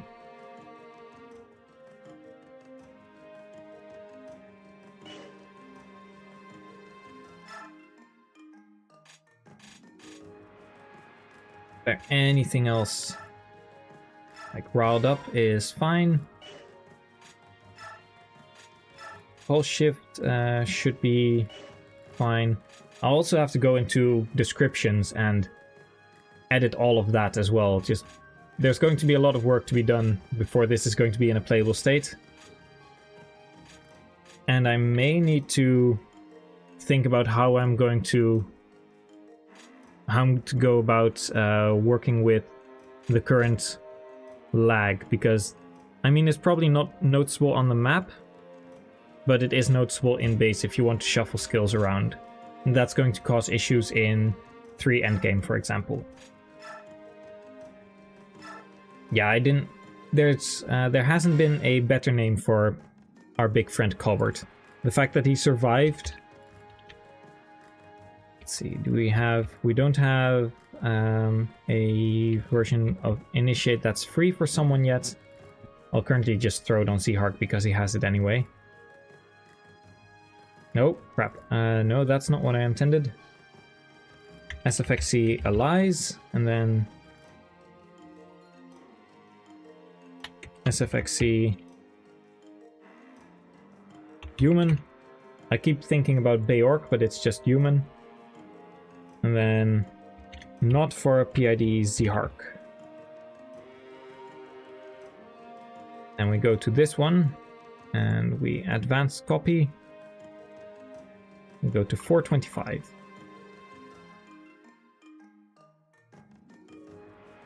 Every day it comes closer though to being playable and being play testable.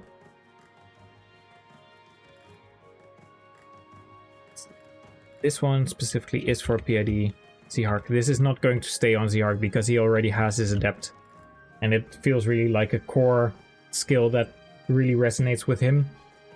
Same thing with Mia and Vantage. Speaking of which, I have made a list of like kind of roles that I want units to fulfill, because of course we have 5 True Blades. And for example, I'll use the True Blades as an example. I don't want them to feel the same. So I already told you about that the wind edges are going to be wind magic, and a lot of there are going to be magic swords.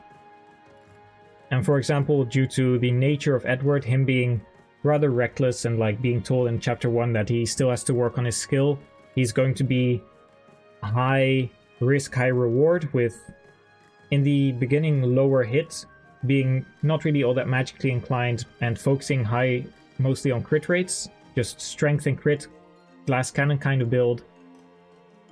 Khaled Bulk will lean into that, and then Zihark is going to be mostly about using ranged weapons really well as well, so being all about being able to be at least proficient in magic swords, but mostly being able to use a lot of skills, being very adept with like all the skills that he can equip, using just think of Special Spiral, Quicken Pulse, those kinds of skills will fit him.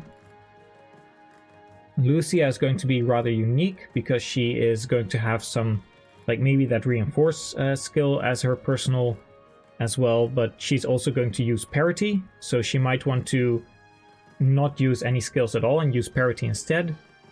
It means that she also is going to be proficient in magic weapons and 2 range combat. Let's see, Mia is going to be mostly focused on melee, but use skills as well.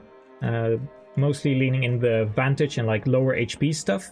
So very different kind of vibe than Zihark. And then the last one is going to be Stefan, who is going to be very high strength because he's of course lion branded. He's going to be a bit tankier than the others, and he is going to initially be the only one with Astra for free. So it's just a little bit of making all the different units just feel different, even though they're the same class.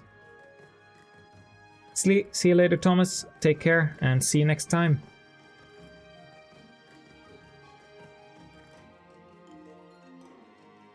Yeah, Fates has a clear distinction between classes as well. Hana is a class cannon, while Hinata is way more defensive. That kind of stuff, they feel really different. And I just don't want sameness to be felt. Of course, some units are going to feel similar. Like, for example, Nephany is going to have Wrath, and that is, of course, going to tie into crit rate. However, a couple of other characters are going to have that as well, and that doesn't necessarily mean it's a bad thing. Units can have similar feel, be in different classes, use different weapons, and with Radiant Dawn you of course have a lot of different lines and like paths going on all at once. So even if you had like Zihark in the Dawn Brigade and you had Zihark 2.0 in the Grail Mercenaries, that wouldn't really be a problem because they would functionally be different units even if they are exactly the same. It's just mostly that if you have the exact same characters, it doesn't really matter because they're not in the same team, so the role they fulfill isn't being competed with. How's it going, Dougie? You have to teach class soon. Just want to say you love the escape room, and as a Radiant Dawn fanatic, you're excited for the project. Nice to hear. And well, have good luck with teaching class. Hope you're able to instruct all the kids, people, students, pupils, whatever they are. Instruct them well and have a nice day. Thanks for stopping by.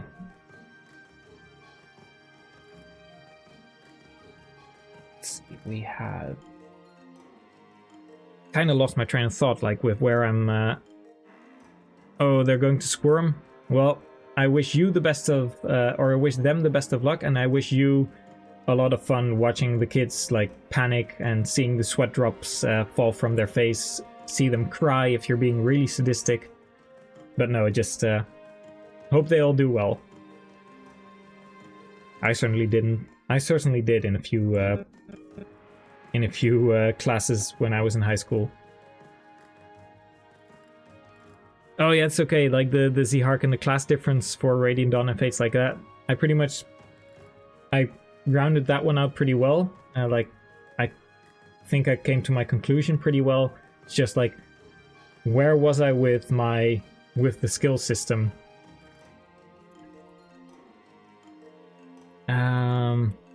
Oh yeah, there's a few in here like Swordbreaker, Lancebreaker, and Axebreaker. Maybe Tomebreaker as well. I don't know if I'm going to use that yet. And Unbreakable. Like, these are skills that are currently working, and these are going to be class skills, I think. Mostly like infantry only, so you won't be able to see wyverns with Swordbreaker or Axebreaker or anything like that. The main idea I had for these were mostly for, like, the Swordbreaker was going to be on Halberdiers, Lancebreaker is going to be on Warriors, and Axebreaker on Swordmasters. This gives them, as enemies, a very distinct niche, and it also means that you have very distinct niches for your characters as well.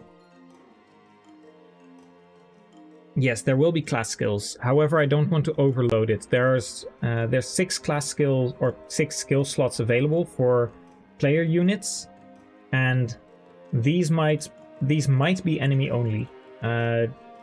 Like I won't necessarily say that you won't get any of them, but it means that, for example, Axebreaker, you get 5 True Blades in the end.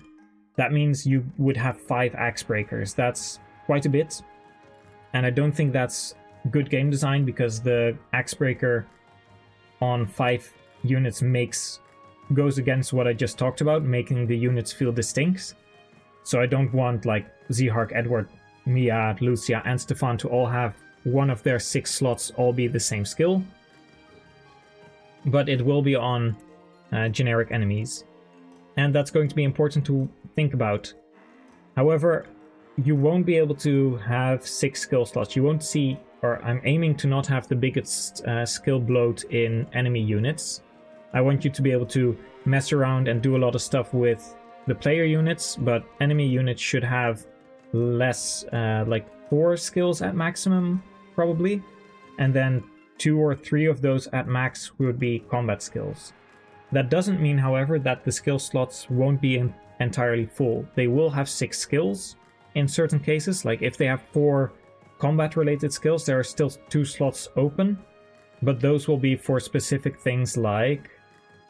I have a very big list here. AI. You will be able to see what units or what enemy units are planning to do. So for example, there are going to be like AI charge turn 5, charge turn 6, charge turn 10, charge 2 range move. Like I won't spell it out entirely. I won't say like they will charge if you get within two times their movement range, but there will be general descriptions that tell you a lot about them. That means that you can just look at a glance at what the unit's AI is, and you can plan accordingly. And that's of course because it's going to be on the skill slots. It might look like a lot, but a lot of those skills are just general at a glance. You can already see, like if you hover over a unit and you see this icon, you know that they are aggressive. They will probably charge at you at some point. If you have, for example, Vengeful, this unit will become aggressive once they have taken damage. Think about the 1-1 boss, like Isaiah. If you attack him, he becomes aggressive and he starts moving. Those are the kinds of stuff. Like the capture AI is, for example, for the Draco Knights in 1- or 2- prologue.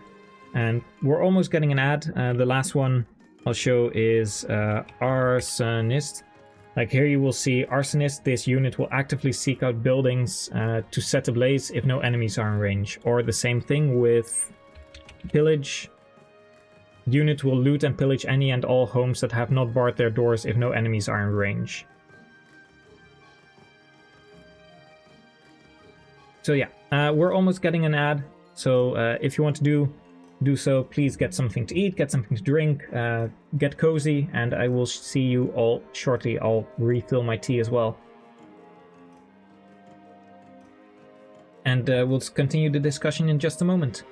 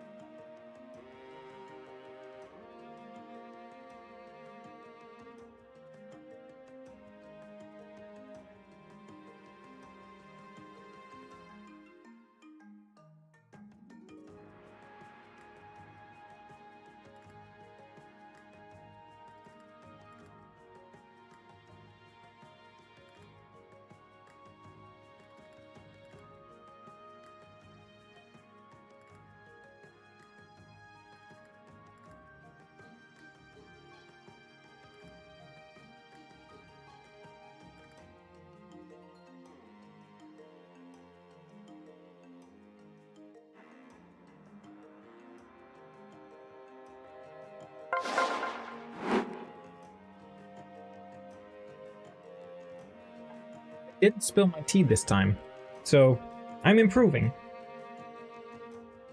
Let's see, where were we? We were talking about the AI skills.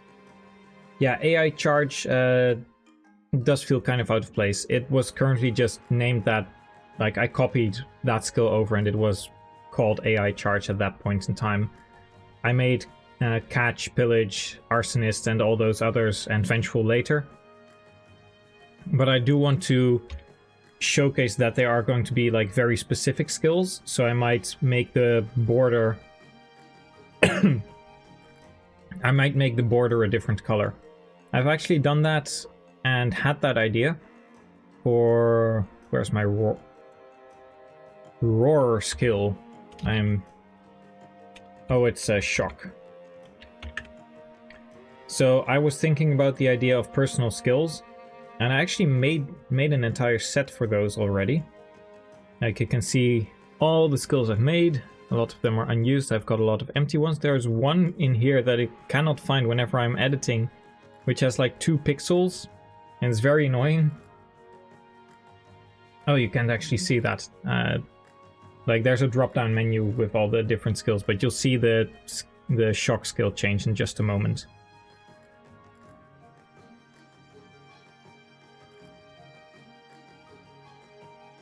So this is what I had in mind for the personal skills or for innate skills. It has a different border, it showcases that it has a different border, and you can easily distinguish that.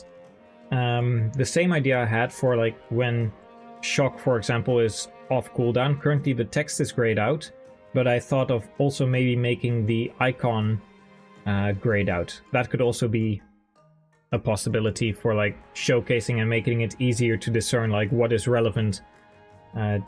Just gives more gameplay clarity.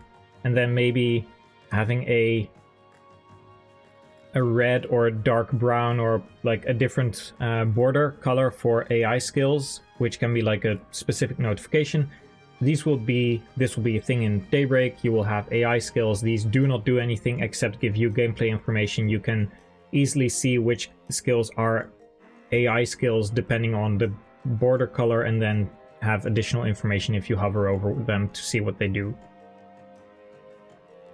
It just means that if there's an enemy that you don't really have to think about, like they charged at you and they're in your range, you're going to kill them that turn, and you want to see like what kind of skills do they have. Do they have Vantage, Pavise active, is Flare or like Ether on cooldown? They won't have Ether, but you get the idea. Then you can just look at that, take a really easy glance and see like, oh, they have this, this, and this. That's grayed out, so that's not active. That's grayed out, that's not active. They have Pavise active, so I have to attack once. They won't take damage and then attack with someone else. And they have 2 AI skills. Don't need to care about those. It's just mostly for gameplay clarity. And now to turn this one back.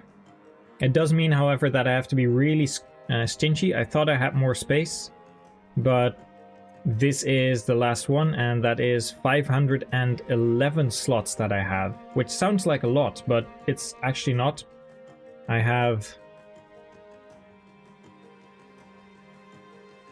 currently made 305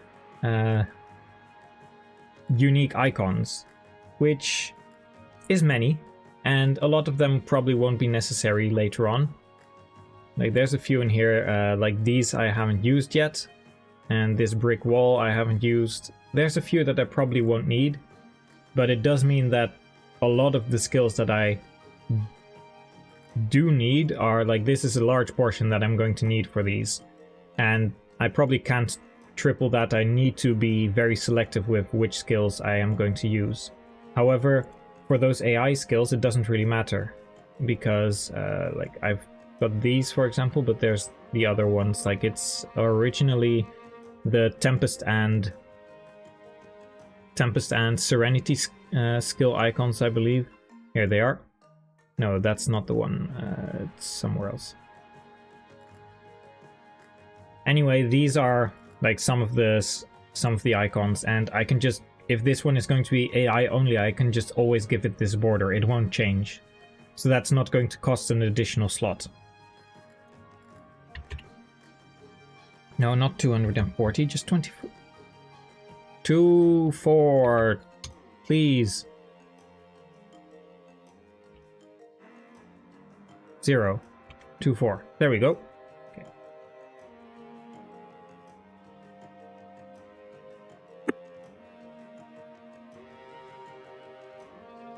So there will be a lot of AI skills, and I might just keep them initially as like AI pillage, just so I can easily find them if I look up AI in the game.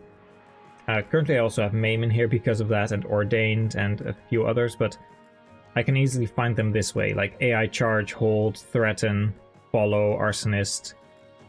And then there's a few in there that, of course, don't really matter. That aren't relevant. Same with like the blow skills. I can probably give these an enemy only icon for like, except Savage Blow. That one does work for players. But all of these I can probably give an enemy only icon, because these are going to be only be able to be used by enemies just because of the way they work. The way these work is, whenever it's the enemy phase, all enemies with this skill get an item in their inventory, and then they can attack you. And from that point, when the player phase starts, or whenever... no, not player phase, whenever ally phase starts, they lose that item again. So it's just like an item that gives +4 strength, or an item that gives +4 magic, or +10 skill, +4 speed, +10 luck, +4 defense or resistance. I might even bump these up a little bit, because they are less valuable than speed or attack. But these are going to just give an item during enemy phase. When it starts, they attack, and then after turn ends, they lose it again. Savage Blow is indeed going to be available to the player because it doesn't rely on any items. So that one is going to be usable by players. It will, however, be a high-ranking skill. And there's a few things like that. There's also Siege Mastery. And Siege Mastery is probably going to allow you to have AoE damage on Fire Tomes or on the Meteor Tomes, or give additional effects whenever you use a Siege Tome, I should say it like that. So you'd probably get the AoE effect on Meteor, you'd probably get a stun the enemy effect on Bolting, maybe push an enemy one tile away with Blizzard or something like that. And with Fenrir, I have no idea what that would do, and with Purge I also have no idea what that would do. Maybe if it's Purge, it gives like effective damage. I don't know. Purge the heretics. There's a lot of things you can do with that.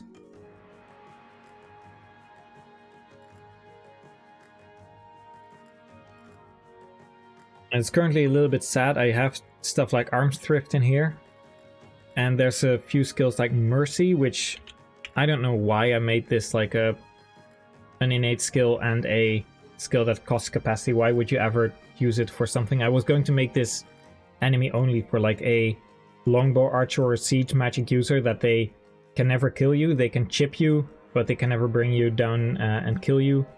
That was an idea I had, but why would I have a version that costs capacity for that? You'd never equip that unless you have like a unit that kills everything and you want a training arc moment, but do I need 2 versions for that? I don't think so. So that skill is currently like in 482, all the way down here. And currently it's just a dead slot. Yeah, if it only was a command, that would be so much better, but I can't turn it into a command, sadly.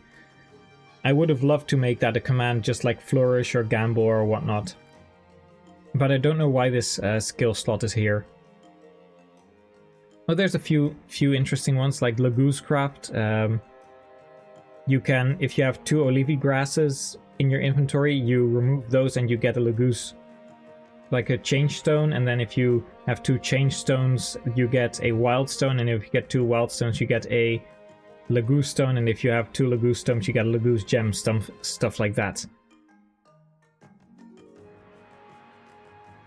You need a lot more support-based skills, although the revive one is going to be one of those.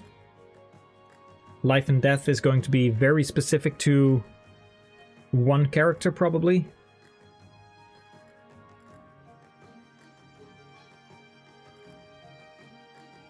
Yeah, and here we have Armor March, which is like one unit will have it innately, and then the other one is... Oh, maybe not. Maybe this is probably the active and the not active variant. And then there's stuff like Fiery Blood. When not at max HP, units gain strength +4. That has to be enemy only, because it's pretty much the same as Death Blow. You could technically bypass Death Blow and stuff like that if you steal from an enemy, and no, you can't you can only steal, you can't give them items, I believe. And then there's skills like Point Blank. These are going to be very specific, like Lucky 7 as well. These have pretty much, they work with weapons, Hawkeye as well, and they... Oh, I think that's how Fiery Blood works. Yeah, these are all tied to weapons. To explain how they work, whenever you have this skill, and in the case of Fiery Blood, if you're not at max HP, but if you have this skill, then it swaps out your normal weapon for a different version of a weapon. That means I will have like an iron bow that has +4 strength, and an iron bow that has absolute hit, and an iron bow that has 1 range, and an iron bow that has 7 in a lot of stats. This is probably not going to stay like 7 in all of these, but maybe it has 7 luck just for X amount of time. That means that I have to make a lot of extra weapons, just duplicate weapons, for whenever the skill exists. Which is why I'm not going to do that all that much, because then you'd end up with like 15 different iron bows, depending on like, oh, is it this one, is it that one, is it this one, is it that one? And these, of course, will all not be applicable with one another, because then you would have to have one that is a Hawkeye plus Point Blank. Like, if you have both of them, you would need a 1 range, always hit iron bow and steel bow and silver bow, etc., etc. Maybe I'll just make it so that these work with basic weaponry only, so it only works with like silver, steel, iron, bronze, and slim weapons. That could also work. I think that would actually save a lot of memory space. Let's see, anything else that's interesting? Oh yeah, there's an Oscar skill. This one is for Bitter Rival. It's just Oscar has the Oscar skill. And it means it's just so I can check like, oh, is Kieran next to someone with the Oscar skill? And if so, then change this to someone else. It's the same with Whiteclad and Solo. Like, this one is if you are... Every single character has the Solo skill. Like, every single character in the game has the Solo skill. It's pretty much just on everyone. And when you have the independent skill, it just checks, are you next to someone with the Solo skill? If not, then you get the extra range skill that is a hidden skill. Same with Whiteclad. If you are next to someone who is clad in white, and that's literally people with the skill white, which, trust me, it's not meant to be racist. I'm sorry, but it's literally the Whiteclad rival. And I'm trying to save on memory, so even small stuff like Whiteclad or white instead of Whiteclad,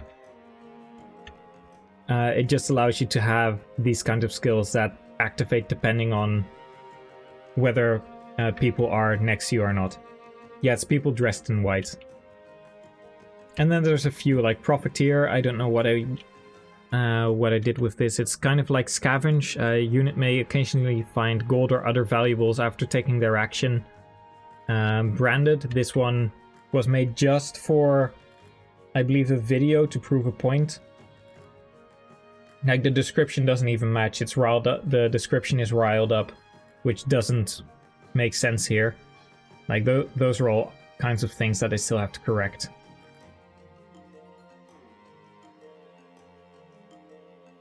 How's it going, Jenksy? And yeah, Radeon base so good you can mod the game in it. Definitely, definitely. One could argue that this is the story that focuses on racism. I mean, I don't think you really have to argue that. I did see a video on that, by the way, that was that had, like, at the end it said something that Radiant Dawn misses the point on racism, where they missed the entire end point of the entire storyline, that Deginsia, like, literally changed history. Like, all of their arguments were based off the fact that it's racism but not done well, and then they missed that point in the game. And I was like, a lot of the arguments you're currently providing, I'm not saying Radiant Dawn is perfect, but a lot of the arguments you're providing, like, fit really poorly, and the base story fits really well when you, like, address that last point.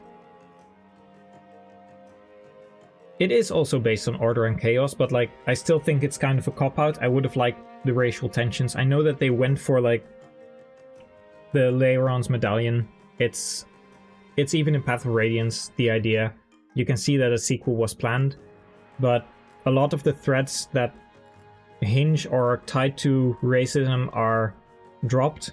Like, Micaiah doesn't get any flack, whereas Nisala does in for Prologue. Like, why isn't Skrymir angry at Micaiah the same way he is at Nisala? Because Nisala betrayed them, but Micaiah and Dayan tried to block their escape and kill them as well. Like, Micaiah dumped oil, Sanaki is never pissed about that. Micaiah never shows remorse about almost killing her sister. So, don't worry, a lot of those will be addressed in Daybreak as well. Let's see, Divine Banditry. I had a few ideas for, like, personal skills. Slave's Wrath was Vika's, Divine Banditry was Laura. That probably isn't going anywhere anytime soon. Quick Study I really do like. Quick Study, like, if at some point you get a skill on a map, let's say in 3-3 you visit one of the houses and you get, like, a Paragon Scroll. And if you have a unit with Quick Study, you can just give the Paragon Scroll to that unit and suddenly they have Quick Study available during the map.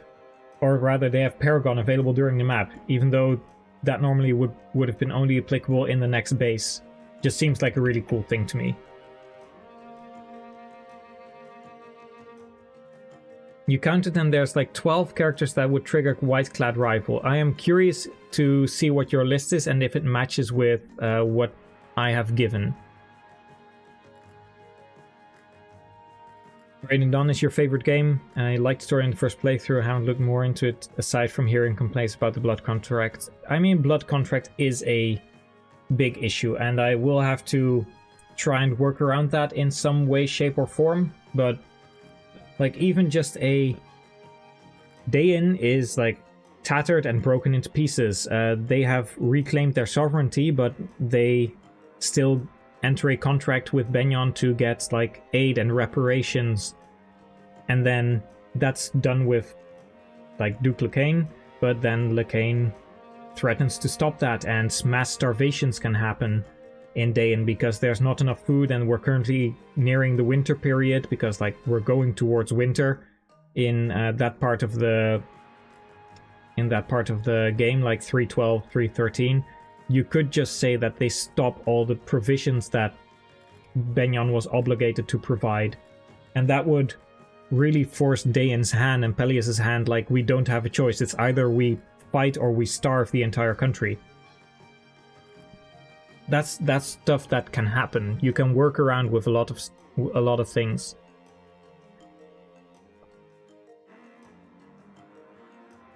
Let's take a look, see who has the white skill.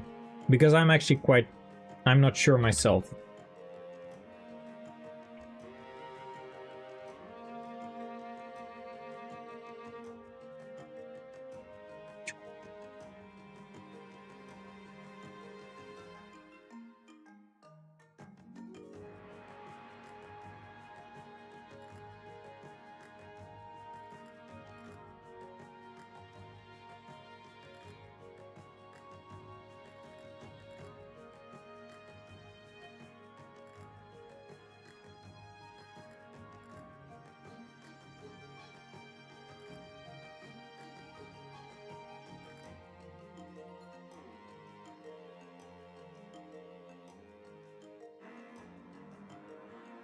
is that one? Where's this one? Nope. This one. Is it?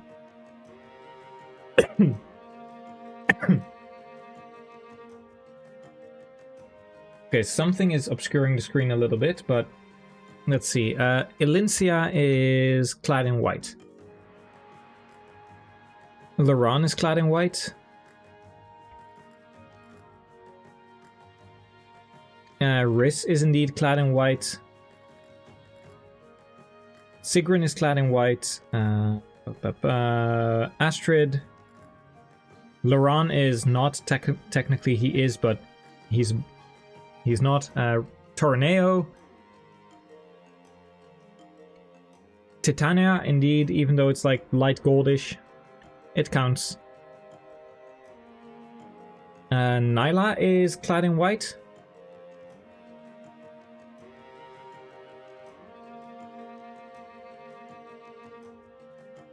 Etzel is also clad in white. Peleus is clad in white.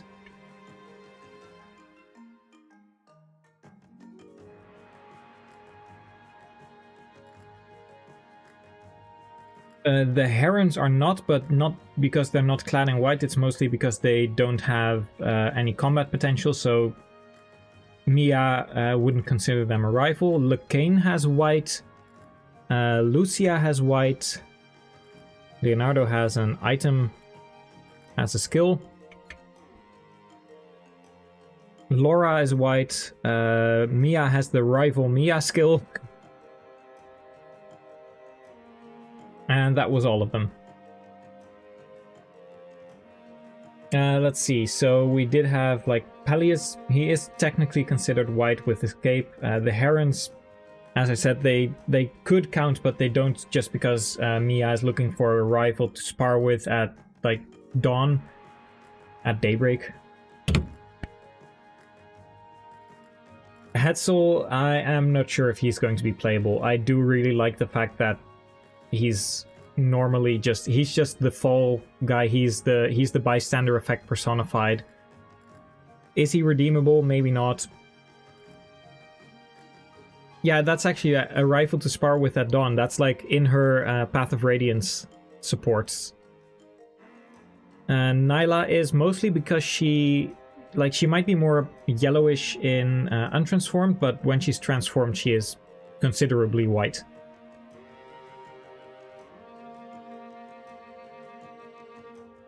Yes, it is true that they did make Laron playable.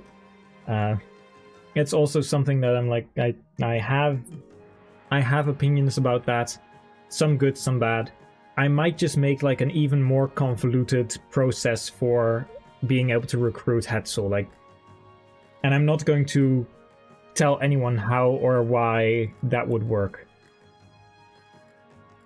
It would just be one of those hidden things where you have to go through the game and you only like 1 in 300 people come across the way to recruit Hetzel.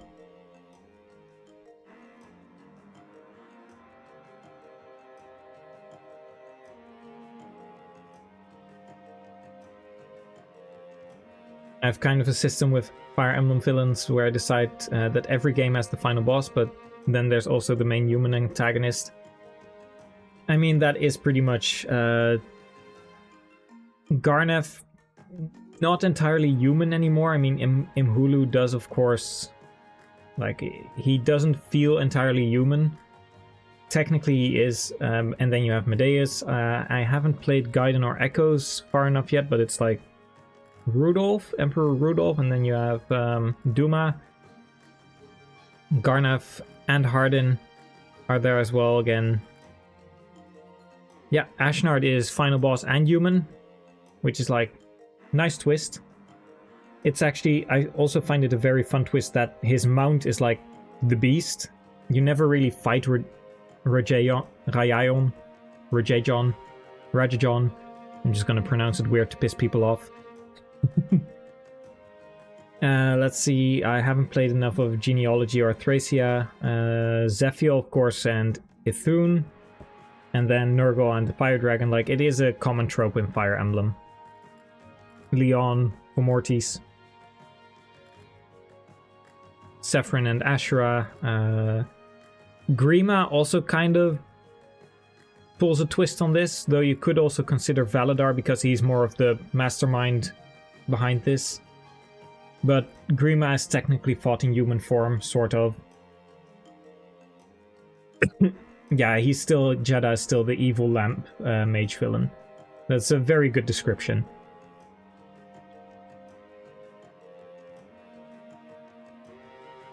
I don't know if you frequent Reddit a little bit, Mirror Samurai, but at one point I made a post about which character, and like someone else put more effort into this, but at one point I made the remark that certain units can get Kagad, and if you get Kagad, then you are kidnapped and given amnesia. And then someone else went painstakingly through the entire game, or through the entire series, and like, yes, which units all officially get Kagad? Like Celica was kidnapped and given amnesia, and Alice was kidnapped and given amnesia. Maria kidnapped, given amnesia. There were a lot in Kaga's games. But there are also quite a few characters that are not in the Kaga games that were Kagad still. I tried to think of something that you could also be Shozoed, but couldn't find a nice acronym for that.